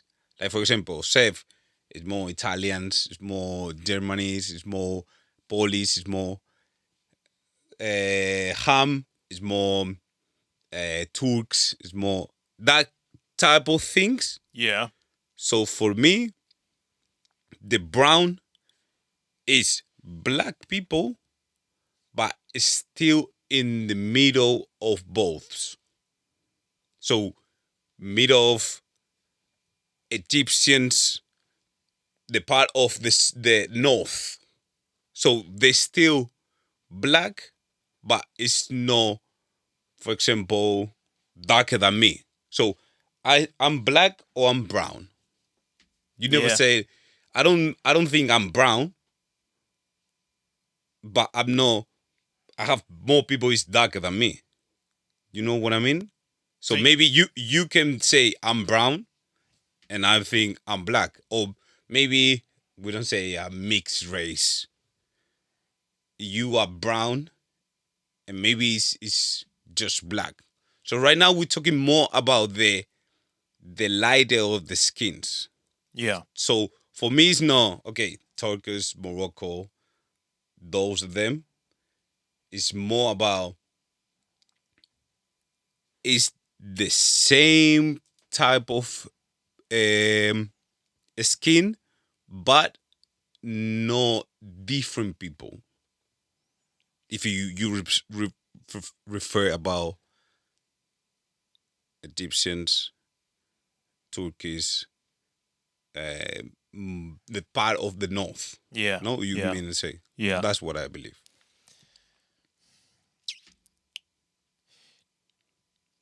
Okay.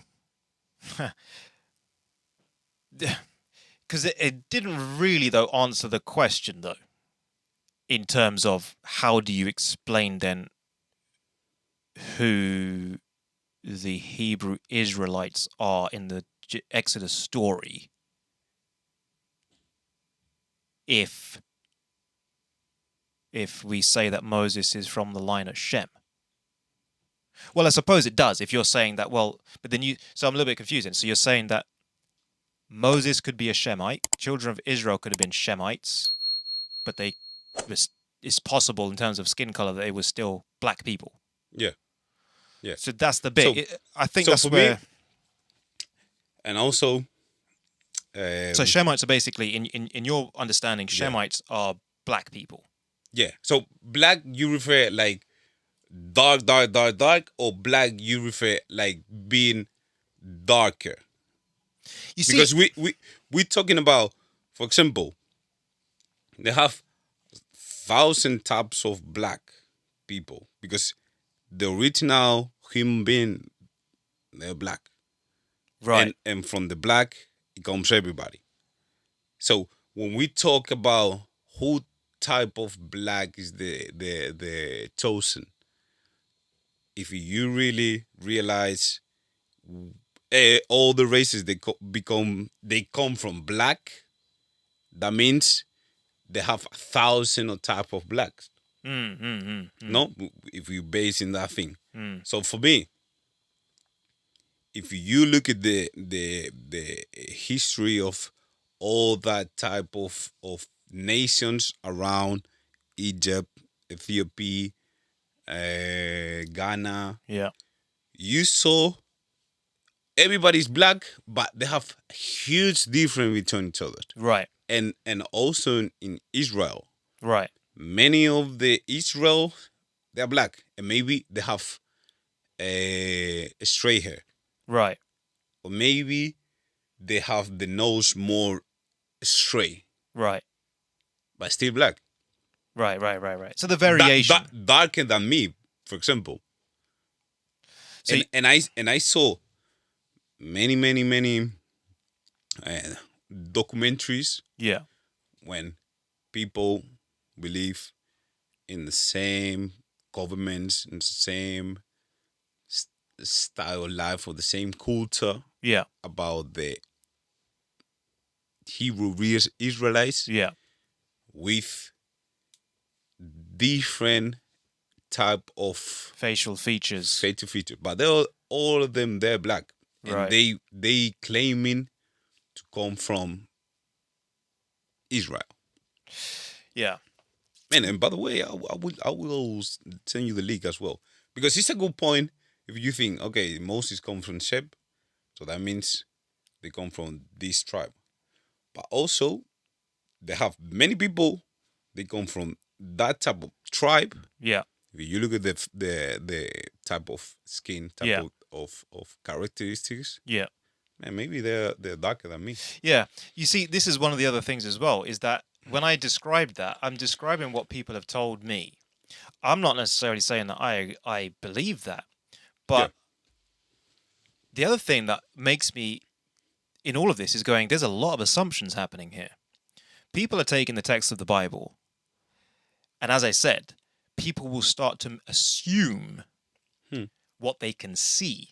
They're reading the story, and then they're creating a picture in their head. It's like people do with Jesus. What did he look like? Yeah. And in medieval times, they paint, Jesus, blonde hair, blue eyes, kind of thing. Yeah, man. Everybody knows that's right. That's right. not right. I think so. And we know that's a reflection of the medieval artists of that time, and they were reflecting more their culture. So, but anyway, well, my point is that I think there's a lot of assumptions happening.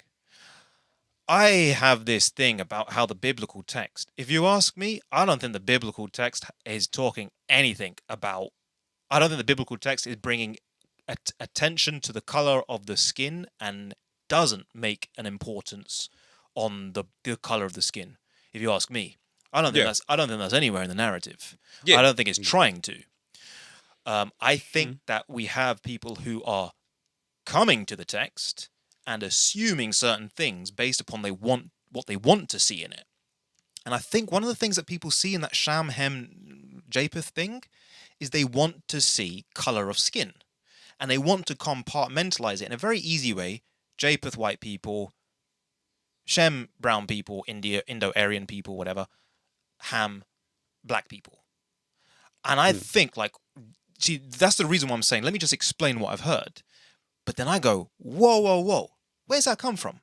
Because the only way you can really explain is, you see, they live near the equator, a lot of sun, so that's where they're going to have dark-skinned people.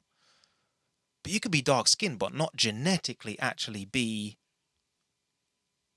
African. You can have dark skin.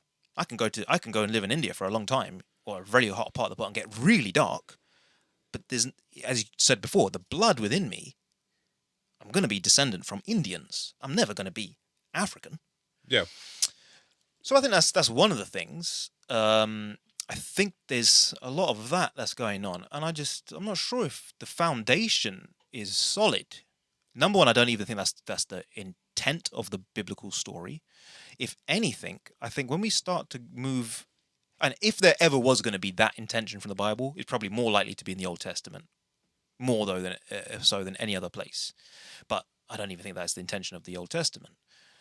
It could be. I could be wrong. Maybe the color of skin really is something that's. I think we focus in the color of the skin, and it's important. But I think for me, it's more important the blood of the people. So wow. I know for sure it's black, but it can be black white, black darkest, black medium. I don't know. But the important thing is the blood. So you're saying more tribal. Like genes, the genetics of a person. Yeah, the genetics of the person. Because at the beginning, we know for sure they're black. Because that's the beginning of everything. But to be specific is more the blood. So here's my other point then is that may be a real factual point. There are differences. Probably more than may, right? Yeah, there are differences. I think science has confirmed on a genetic level. Yeah. There are differences between African people.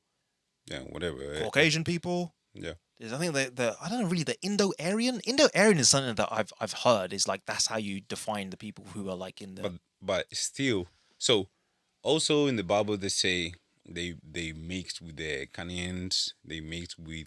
That's why they say don't go with people who's not in your same belief. Because that could happen. Blah blah blah. And that part of the mix. But I still have one line of blood. Yeah. And for me, that's the important thing. Because I can say, okay, because they mix with the Canaan, so they black already. Okay. You know what I mean? Yeah, I'm not going, okay, you black and 56%, so you are. No. I'm not getting there. You know what I mean? Yeah. I know they're black. Yeah.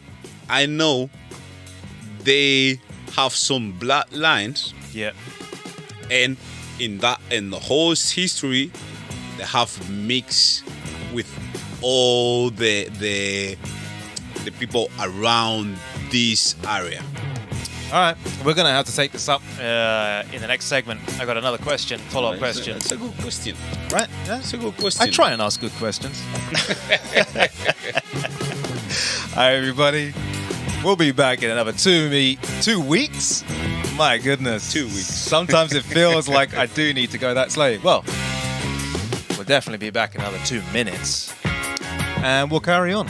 Not 2 weeks. See you in. See you in 2 minutes for more TAJ Talks with Aser. Part 2.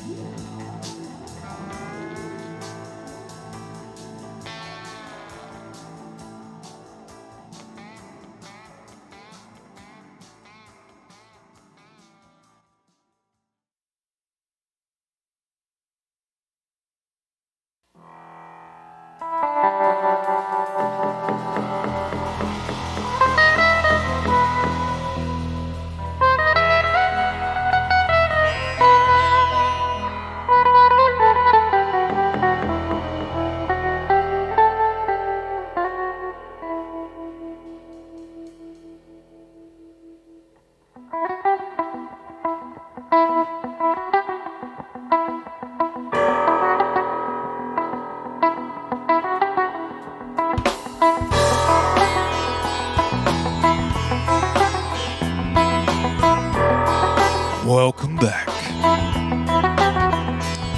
You are here for the third hour. That's right. You know what time it is. It's the witching hour. Really? Yes, really. I forget about that one. You forgot about that? Yeah, you tried to erase that from your memory. You don't want none of that? What do they call it? Juju. Juju. Is that what they call it? Juju? Black magic? Oh, voodoo. I think like juju. Well, what? No, I know there's voodoo is the word, but I think in other places they call like that kind of stuff like juju. Juju. I know there's another thing they call stuff like woo-woo. Like woo, like woo-woo. But woo-woo is not the same as... In Spanish, we say yu-yu. Yu-yu, yeah. But yu-yu means like bad vibes. Yeah. Something like that. Well, the witching hour doesn't put across a good atmosphere, does it? It doesn't give a good connotation. I don't feel it like that. No, I know you're not feeling it. I told who was I sitting with? Maybe Moy and so on. I was like, yeah, man. No, I think it was Pavle as well. I was talking. I was like, yeah, when I did the witching hour with Aser, I just went, really? I said the same, no? You said it last time. I think something like that, where you just looked at me and just went, what is that? And I was just like, yeah, oh, okay. Yeah, I know you probably won't be a fan of this. I can't get rid of that thing. That's one of my things. I love that segment. That's why you saw me going, oh, it's this bit, it's this bit. I like doing that. So I just want to do something because I think this is going to be something that I always try and make this segment kind of like something where it's a little bit spooky. Before we go back into any of this other stuff, what do you think about like the spooky and the supernatural? Like, do you have things that happen to you that make you think, oh man, that's a bit weird? You know, like coincidences, or you see something, or you see, and you just be like, that's not of this reality. Something's just happened there. Have you had anything like that recently? That you care to share? I say thank you to the Most High to don't have it, because okay. My belief is, if I believe the Most High is real, that means implicitly the evil is real. Wow. So, all that type of things, they're real. And I don't want to mix stuff with that thing. Fair enough. Because you can get burned, I would say. So I have the same respect with the Most High with the bad things. You don't play with fire. When I'm playing with that thing. Because it's real. That's my point of view. That's why when switch, I don't take it like a joke. Wow. I really respect that thing. And this is not going to be me. Because I know it's real. I know with the same person I believe in the Most High, the other thing is real.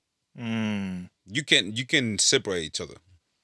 I've been considering recently, like why, going back to the foundations, why I believe what I believe, my worldview, whether there is a supernatural realm, why there's not, why I believe in the Bible, why I don't. I sometimes doubt the Bible, as we were just talking about. Sometimes I just go, it's a collection of stories, but it's also something that is more a product of humans. You can, when I get really skeptical, I go, it's just a product of humans. But this belief in a supernatural, I think sometimes we just want to make sense of things that we can't explain, and there are a lot of things in the world that we can't explain.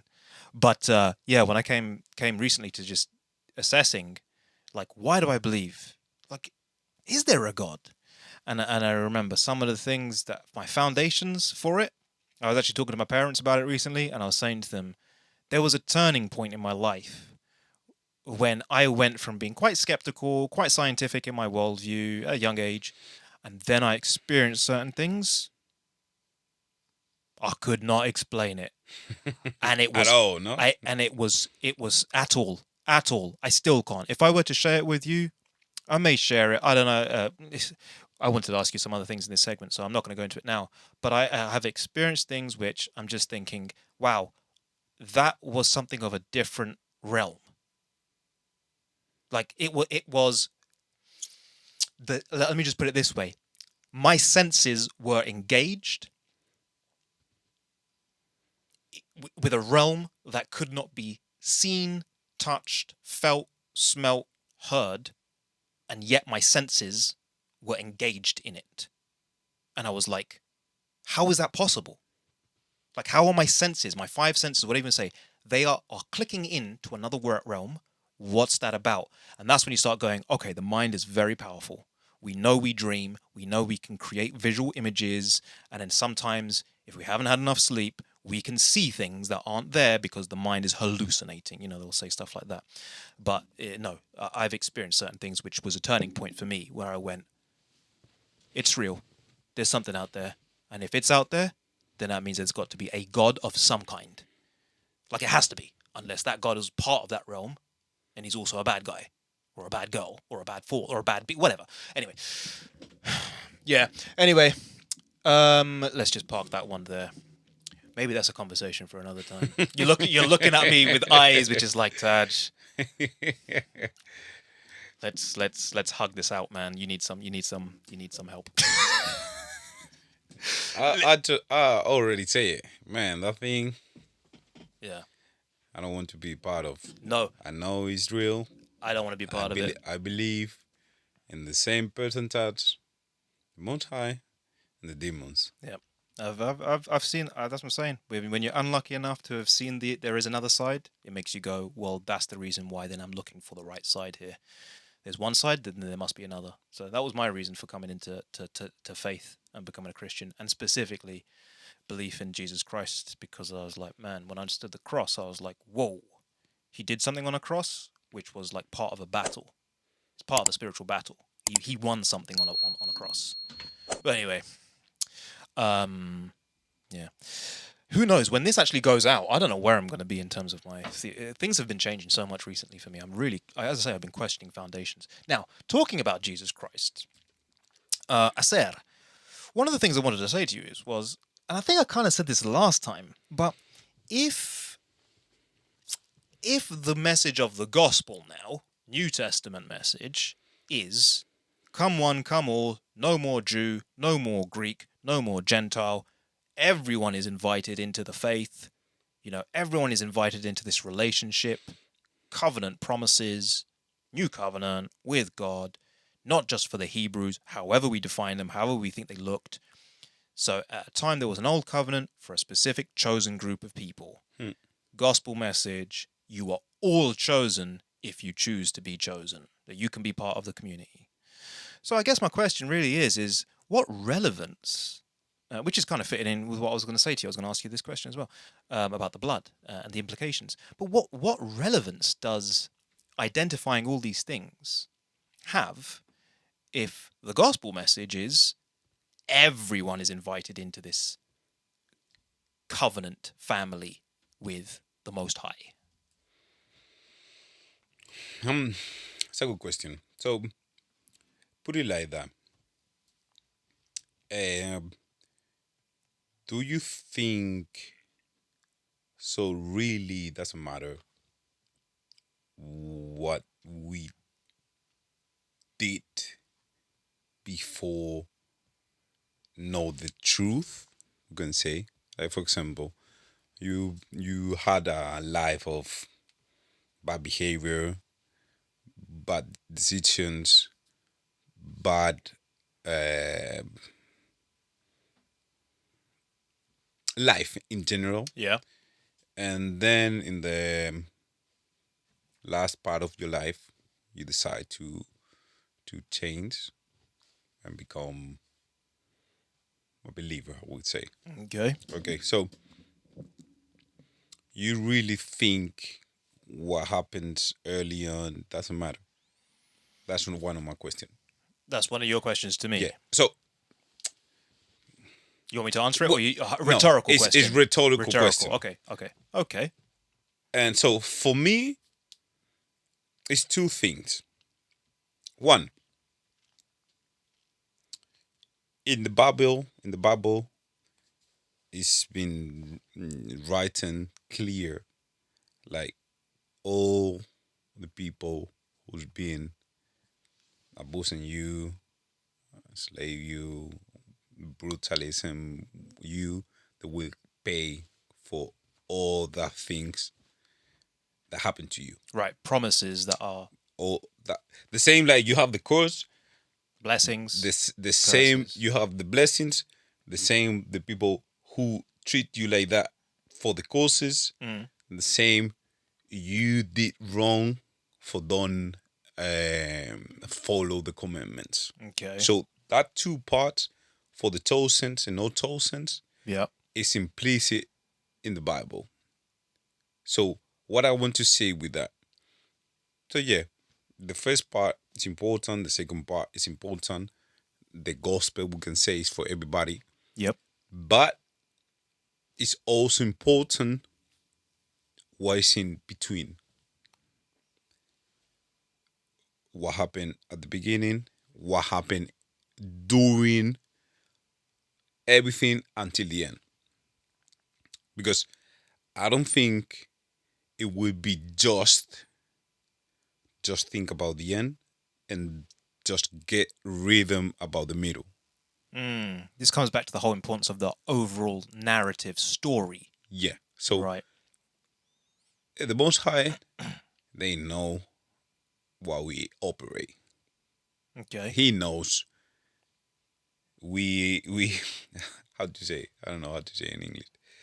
So many times we stuck in one idea and we don't look over the box. Out of the box. Yeah.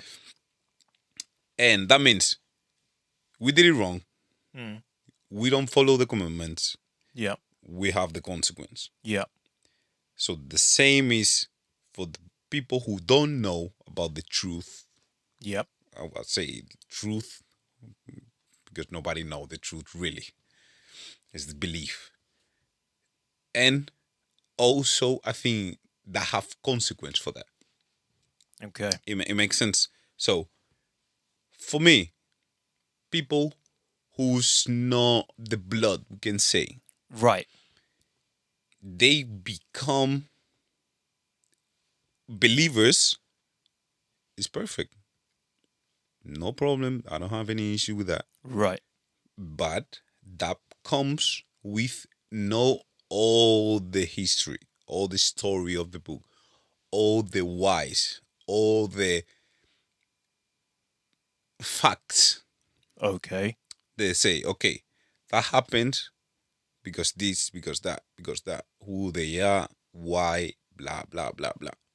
Not just the fact of, okay, I'm sorry, and I'm safe.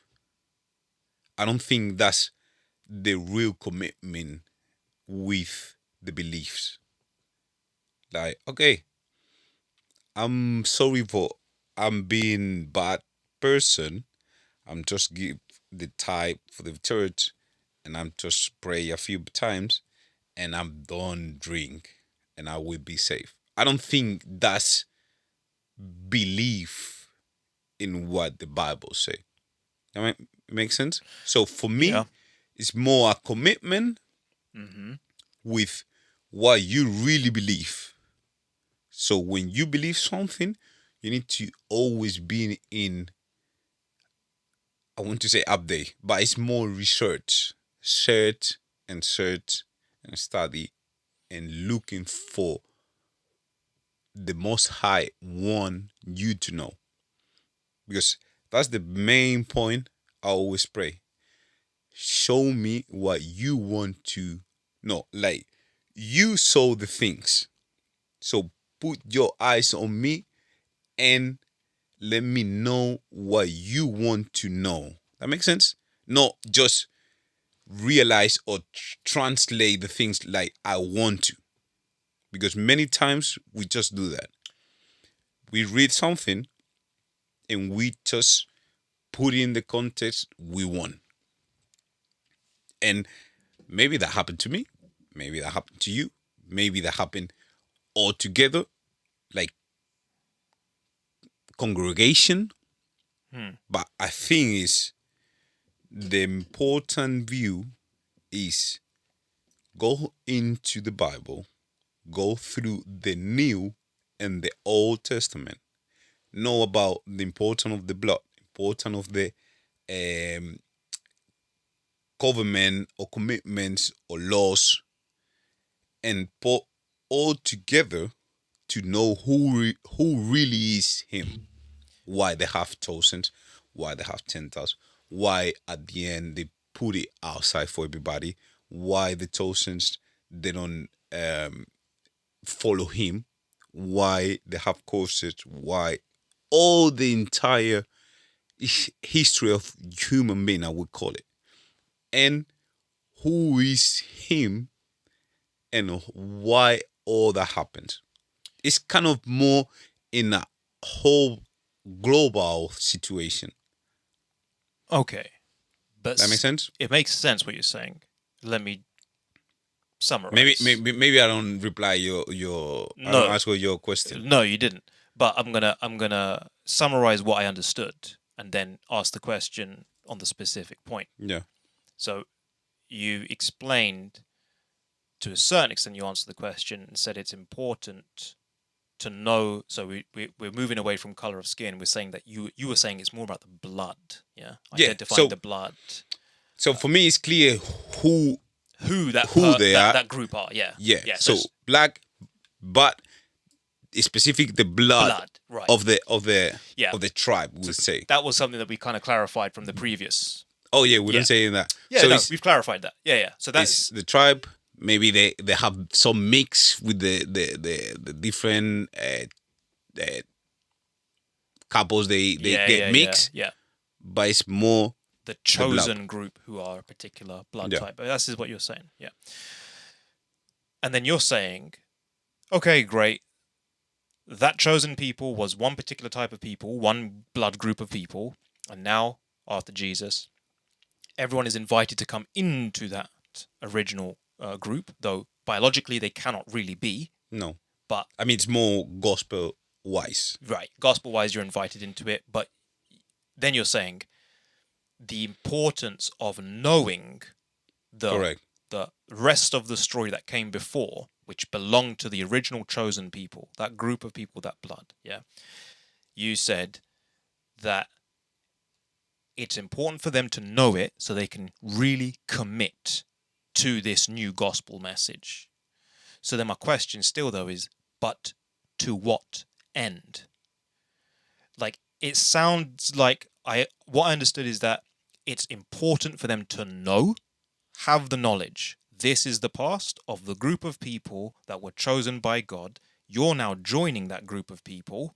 So you need to learn the history of that group of people. It's not irrelevant. It is important. It's not your history. It's their history. But you should know it if you want to be part of this. Why? Why? So what do they do with that knowledge? Once they've got that knowledge, let's say, so for me, let's just assume, because we don't really know, you probably would say, I'm not part of that original chosen by blood. Yeah? I've decided to come in as a Gentile into the faith. I've now, let's say I fully understood, that's the first thing, because I'm not sure I fully understand it. I'm getting closer and closer each time we talk.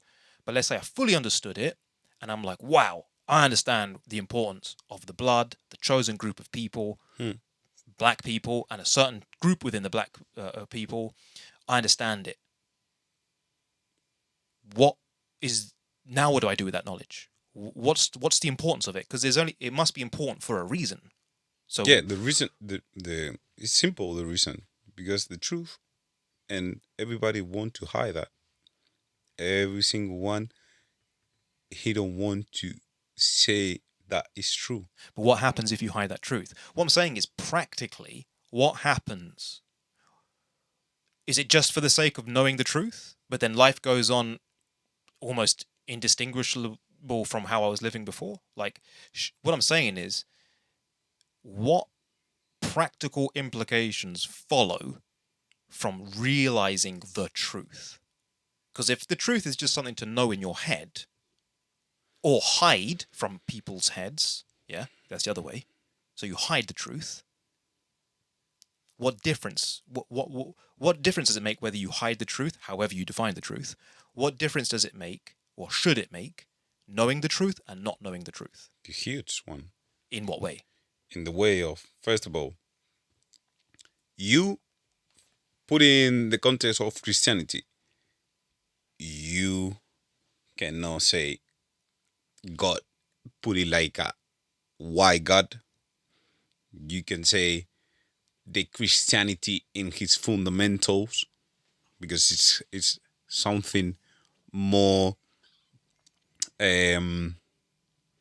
created from how's it called, this I don't remember in Spanish. Creeds? No, it's more like these festivities, like Halloween and all that stuff. Oh, like the Christian feasts. Well, no, not Christian feasts. I forget this word. Holidays, festivities. No, but it's pagan. Oh, pagan. Okay, pagans. Okay, so we trade these things like something normal. What the same, the Easter, the eggs, and all that stuff. So we don't give them the importance they really have. So we celebrate things that don't belong to the Bible. We talk about things relate with the Bible, but they're not in the Bible. we act like, for example, Christmas or Halloween, like it's something in rely of the belief, but really and truly, it's not. So Okay. all the things they engage with the truth is stop doing things we know like normal. And by the sounds of it, you're saying that it has an impact on how you worship. Correct. So you put it like, know the truth is nothing, but it change your life. Because we live in a society of lie. And that's the trick. Yeah. Don't know what is good or no. That's the trick thing. Because if you don't know what you're doing, you can have the responsibility of the consequence. Because it's not fair. So when you start know more, you have more responsibility. Yeah. Well, it's. I mean, if you believe it, that's another thing. Yeah. That's why I say, man, it changed everything. In your actual day-to-day life, your actions for you, your actions, things that you do, things that you, because you believe that there are certain ways, instructions. I guess it comes down to that, doesn't it? Instructions and commands. I guess is that is that why it's important to know? I always say it's like lifestyle. But again, I don't understand why does knowing. So there are commands and instructions, things that you should and should not do, written in the Bible. Yeah. Which at one point, according to what you're saying, was applicable to one group of people of one blood type. Yeah. Then the gospel opens up to everyone, as I said before, who are now invited into that covenant to also keep the covenant, and therefore keep the commands and do certain things and not do other things. Correct. So then why does the blood matter? If I'm doing it, but I'm not of that blood type, why does it matter? Because it's part of the story. It's like, putting an example, it's the same thing for me. For example, why is a queen still? That don't make sense. Why is that relevant? Have a queen? Okay, but that's another example. But it's in the context of, for example, the society, they don't do nothing, but it really means something, no? The queen. Okay, but that's the queen's example. In this context, for me, the bloods matter. Why? Because it's part of the history. It's part of the Bible. Maybe for the Most High, if it wasn't relevant, we'll just put the New Testament and just, this is for everybody, and that's it. Well, the only thing I can see, but they have that part of the Bible as well. Yeah. To know the start, middle, and the end. Yes. I don't really judge because I want it that be part of the relevancy. Yeah. It's because the Most High have put time to describe that part of the journal to know why we here. Yeah, but again, the narrative seems to be that he the reason why he selected one group, which then failed to keep to the covenant, and then he opened it up to everyone else, and then put the same requirements on them in the sense of make sure you keep the commands, like this group didn't. Yeah, the only reason why the blood is important, to a certain extent, is to show how they failed. So that's why he said, I have to open it up to everyone else, because one group of people didn't do the job of shining their light to the nations. Maybe you can put it like that. So then in that sense... It's the same like why is the flu happen? Why they kick out everybody and have only knowing his family? He knows better than us. The flood. Yeah. I thought you said the flu. I thought you said like COVID. That's like, how did he connect this to COVID? The flood. Sorry. The flood. It's kind of. I think they have a real meaning of pick somebody who you think. Yeah. Sorry. It's something. We gotta go. We'll pick it up. Maybe in the next talk, actually. Important for you. 2 minutes, we'll be back.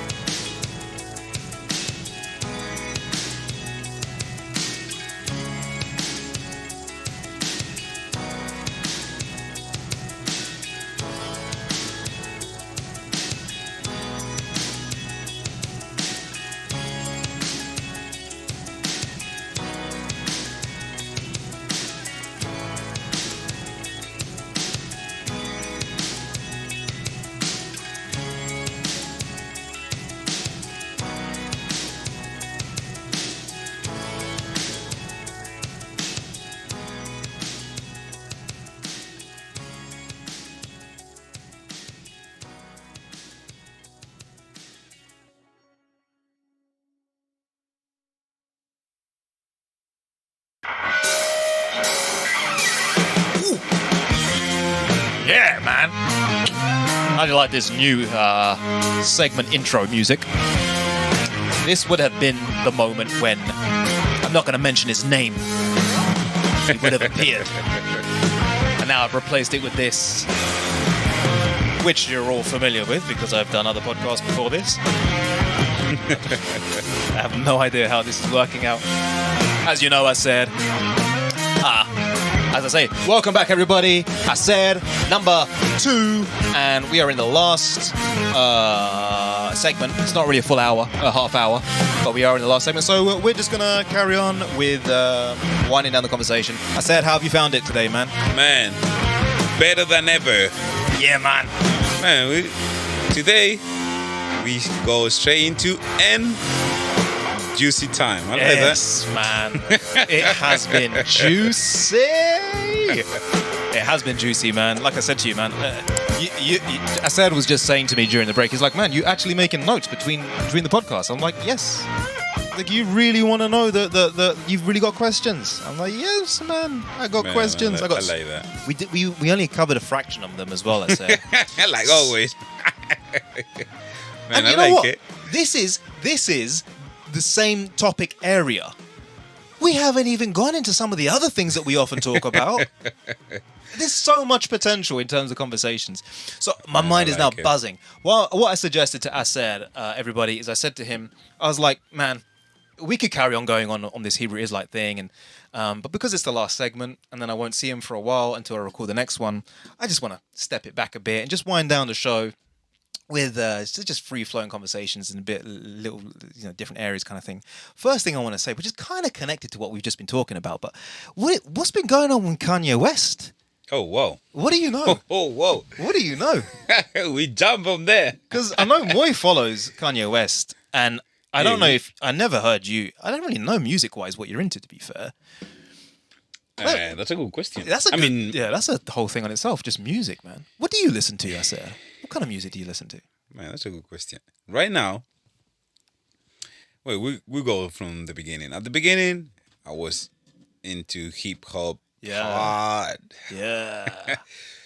Maybe because my brothers they introduced me in hip hop music with the Fugees. I think the Fugees, first thing I and that Fugees I have in my heart. Hey, Lauryn Hill is very much about the whole sort of black. Yeah. Wow. I think the media. And actually, I went to one live of her. Man, sheesh. What's happened to her? They've kind of like killed her off. Is she too controversial? It's a shame. I don't know. I don't really keep following her, but I don't know. Hopefully, she put the thing together and. You want her to come back? You think? I don't think so. I think it's more. I think she's become family orientated more. Into I don't want to say wife life, but more into sons. Yeah, and all that stuff. I hope so. Okay, so Fugees. But yeah, my roots I would say is hip hop, and then 20s. They're more like. It's a shame, but I would say Latin music. Oh no! Yeah, you and Moy. Latin music, more reggaeton or something like that. And then since I start to giving a shout to these beliefs, take the Bible serious. Okay, I understand. Like whatever you put in your body, it can be through your eyes, it can be through your ears, it can be. Right. Actually, that too, what you see, what you watch, and what you hear, man, it's a huge impact in your life. So when I know that for sure, I change radical what I'm hearing and what I'm seeing. So you don't listen to much music anymore these days? So I still listen to maybe hip hop, but right now it makes a lot of difference, a lot of important I would say what is the message, what they say. So right now I'm listening, for example, hip hop, but it's more realized with the Bible. Who are you listening to? Man, I'm so bad for the names. I'm being honest. I'm bad like hell. But I would say not Lil Baby, is it? I don't know who Lil Baby is, but Moy keeps mentioning Lil Baby. I don't know who this Lil Baby is. Forget about that. I'm pretty sure he's not a Bible-based hip-hop artist. The new rappers or new guns, I would say. Hey, wasn't DMX getting into his whole Bible thing though? Yeah, DMX is getting before he died. The game as well has a lot of biblical references, right? I think some of them. So for me, all the things like cursing and talk about bad of the culture, talk about murder, talk about kill, it's not for me. When you listened to hip hop in your younger days, who were you listening to? Dre? Normally, not that much. Normally it was Nas. Oh, okay. DMX. Oh, okay. Big, Notorious Big, Tupac. Lauryn Hill for extent. Who more else? Maybe Dr. Dre, Exhibit, Ice Cube. Yeah. Okay, so you did have Game as well a little bit. Snoop. Snoop there. Notorious. So basically, wow. Noriega. So that was my earliest boom, and in Spanish groups as well. So. That's when I was into hip hop hard. Mate, it has an effect though, because if you see the videos and then you listen to the lyrics, I completely agree with you. Yeah. The things that were being put into my head, because I was listening to all that kind of stuff as well. Yeah, and not good, man. And the same with the Latino music, like reggaeton and all that stuff, man. They mess you up your ideas or your behavior. You're looking always for believe in bad behavior against the girls to get something from them, treat them like meat. You can say objectifies women. Because that's kind of the lyrics they talk about. Yeah. And you can just listen it, but affects in your life. I think all the power they have in the music, it really changed your life. The same like whatever you watch. That's why I say pornography is something huge. Mate, it's a drug. Something huge, and the same like the type of movie you see, the type of shows, type of all the things you put in your mind, basically. You don't really watch movies that much as well. Then I remember. You know what happened? I still look in movies. I still look in show, but right now I'm more criticized. When I saw something, I see, okay, this is what they want to implement to you. Yeah. This is what it's really meaning in this phrase or in this kind of section. Yeah. So I'm be a little more aware to show again or to give it a try. Yeah. So I think it's important to be careful, take care about what you put in your temple. I would say. Yes. Your body. Yeah, because there's that phrase, "You are what you eat." You know. Correct. But I think that is meant in a more broad sense. In whatever you put in whatever sense. And the temple thing, your body is a temple. I think that's wisdom, man. There's a lot of wisdom in that, and I don't think there's any mistake why. In the Gospels, they talk about Jesus is talking about your body's a temple. Paul talks about it. Peter talks about your body's a temple. So, but yeah. So coming back to that, then, what are you making of Kanye West's statements of like this? If I'm being honest, Jewish thing, anti-Semitism kind of thing that they're saying. If I be honest, I just watched a tiny clip, like 10 seconds. Yeah. So I'm not really into with just happening. I know something is happening. He says something. Yeah, I'm the same. I'm not really sure what he said. I don't know what really he's saying. I could imagine what he's saying, but yeah, you know what happened? That I'm outside of the world. I don't know why. I don't know. Maybe it's wrong, but I don't show TV. I don't watch the TV. I don't watch any clips. I think it's a good thing, man. B-roll. I always choose what I want to see. Yeah, I don't think that's a bad thing. So maybe I'm not in this world. I'm not updated. But well, sometimes you need to know what's happening around you. You do. I think you do need to keep one foot in the world, just in the sense of getting your bearings. I think you can really you can lose the meaning of life to a certain extent. I think life, not that you find life's meaning by listening to Kanye West's ranting or whatever. But what I mean is that I think it's important to be connected to the times that you live in and be aware of it, because you need to know how to respond to it. Because you might as well just go and live up in a mountain in the foothills, of the Himalayas as a monk, and that's it. You just cut yourself off if you wanted to be so you can live in this world but not be connected. But as the other reasons I think as well is because we are communal. We're communal beings. Yeah, definitely. Yeah. The other side of that coin is that not everyone should be in your community. It's not healthy to have all types of people in your community, because some people are good influences, some people are not so good in influencing us, and that can change for each individual person, and that can change, and people go through their moments. But yeah, but I do think that we do need to be kind of connected to people. So yeah, I I just thought I'd ask because I don't really know. I just know that he's done something more controversial, said some more controversial things. I don't agree or disagree one way or the other because I don't know what he said, so I can't even comment.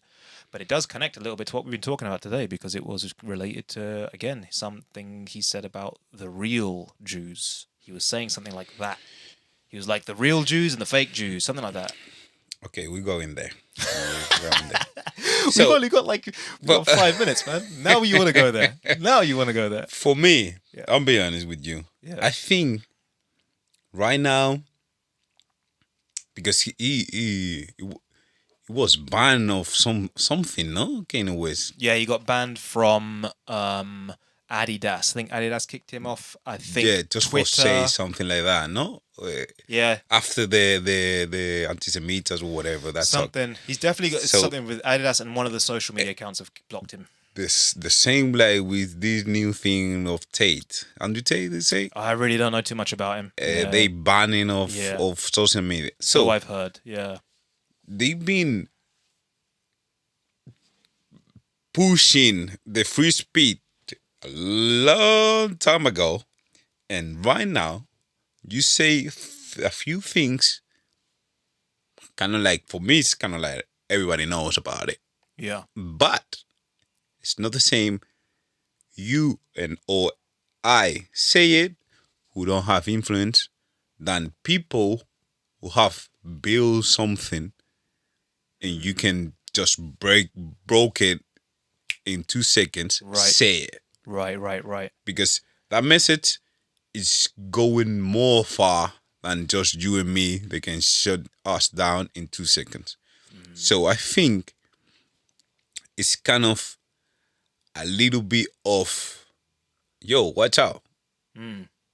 Because we under something like we don't realize back in the day. Yeah. You thought like you can say whatever you want. Yeah. Everything's fine. Yeah. You're free to say and think whatever you want. When really and truly, never is like that. And some type of topics always have like an agenda behind. Yeah, you need to have a security pass before you can go into certain topics, right? Yeah. You gotta be. For me, the message I get is you only can talk about certain things if you nobody. If you somebody and talk about certain things, and that message can go far away, man, we need to control you. Because I don't want the people think. I just want the people follow. That's how I take it. That's the world we live in, isn't it? The power is kind of trickling it down from the top to more and more people on the bottom, so to speak, of that pyramidal structure. Yeah. Because of social media, people's ability to promote their views through the internet. Man, how massive I think we've already realized it, but it's really starting to come home now, how important and how life-changing, world-changing the internet has been, just as a general concept. Well, that's it, man. We'll be back just to wrap up the show. I'll say my goodbyes to you all after this minute break. We just take a minute break, and I'll say my thank yous and goodbyes to you, I said, in the next segment. It's a pleasure. Yeah, man. But we need to wrap it up. Yeah, I don't know why. I'm still kind of working out the new format of the show because this is all going to be part of season 2. So things are changing, and I'm still trying to work it out. Why I've got this little break in here, because I had a different intention when I first started the show. Anyway, I'll work it out. I'm still working it out. Maybe by season 3 I would have worked it out. Anyway, see you all back again just to wrap the show in 1 minute, everybody. 1 minute. Enjoy the music. See ya.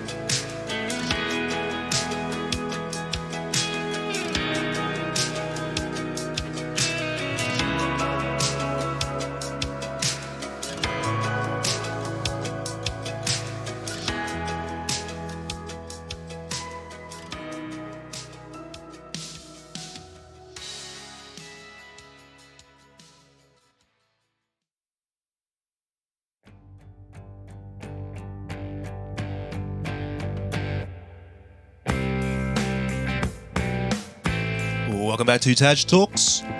You're here with your host, me. Taj like Taj Mahal, but I say Taj because I can. Because I like to. I don't mind if you call me Taj. I will still turn around and say, hey, what's up? It's Taj, by the way. No, I wouldn't do that. Nonsense. Just nonsense. Anyway, that's the end of the show, everybody. I hope you enjoyed another talk with Aser. So not just another talk, but another talk with Aser. This is part 2 of Aser. Aser, how many more are you willing to make this? Like, do you want to go into making it 10 Asers? I don't know. 10 Asers. I don't even know if I'm gonna last. That's a hit session. That would be a but big, man, if I'm being honest, that's all the ones you want, because they love it. I think I need them. I need them. Yeah. I need that touch. Listen, dude. I'll be honest, You are the reason why I changed a lot of... When we did our last one, we did it on a Sunday, which was unusual for me. That was the only time that we could do it. But then I moved to doing the next day or the next week, I did like 3 more interviews. And I just stacked them up. And then I remember when you left, you said, man, Taj, when's the next one? Like, as we were closing out, you're like, when's the next one? We can do another one. And I was like, yeah, man, I'll get you in. So probably like 3 months down the line, you're like, what, really? 3 months away? And I was like, yeah, that's a long time, isn't it? So the way that, and the thing is, it's still been a long time since we did that last one, without giving dates away. But you understand. But yeah, it's really changed now that I'm gone, man, it's so important for me as well, just to keep me in the loop. We don't get a chance to catch up. You're busy, no. I'm busy. So yeah, man. Hopefully it will be sooner rather than later, and hopefully, as you say, as many as you know, as we can do, then let's do that.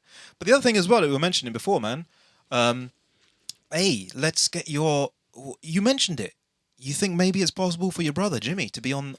Man, I would love that one. I would mention to him.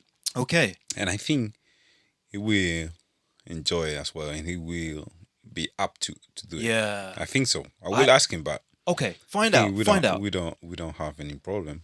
I don't want to speak for him, but of course, I will let him know. And if he says yes, man, hopefully we can make it the 3 of us. I don't know how. Yeah, I wonder if we could do a Skype. Well, I definitely need to work on my Skype setup. I need to work out a proper way to do Skype. But the other. Or maybe just you and him. Well, that's one thing. That would be good if I could do the proper Skype setup with him. But I never thought about that. A way to do Skype with you here and Jimmy on a Skype. I'll think about that. But listen, that's for a future occasion. That's a good idea. Jimmy, if you're out there, hope you're still watching. Hope you're still enjoying. Hope you enjoyed this one. And thanks for leaving your comment and engaging and molding the views of this man here. You know, it's good brotherly advice and guidance. So much love to you, Jimmy, and much love to all of you out there in the TAJ Talks family. Thank you for watching. I'll just say it now. Here is a man of his word. I will not go into it right now because there's not enough time. This man turned up today and went, so 3 o'clock, yeah? And I was like, dude, but hey, man. I said 3 o'clock. I keep my word. I'm here. I'm ready to go. And I was like, yes, man. That's what I like. I did say to him, I was like, man, but I heard other things. Things got like... And I was like, I was a little bit disappointed. I said, you didn't tell me. He's like, I didn't tell you anything though, Taj. I'm here. I'm ready to go. And I'm like, there's a man who keeps his word. I said... Always. Love it, man. Thank you for being here. Man, I appreciate that to invite me. Say your goodbyes to everyone how you wish to. Man, shout out to Jimmy, by the way. We come. Thank you. Gracias. And also Tad to having me here and to have that more than interesting talk. And hopefully the next one it will be soon. I'm sure it is going to be just as interesting. And yeah, man, we'll make it happen sooner rather than later. Thank you, Aser.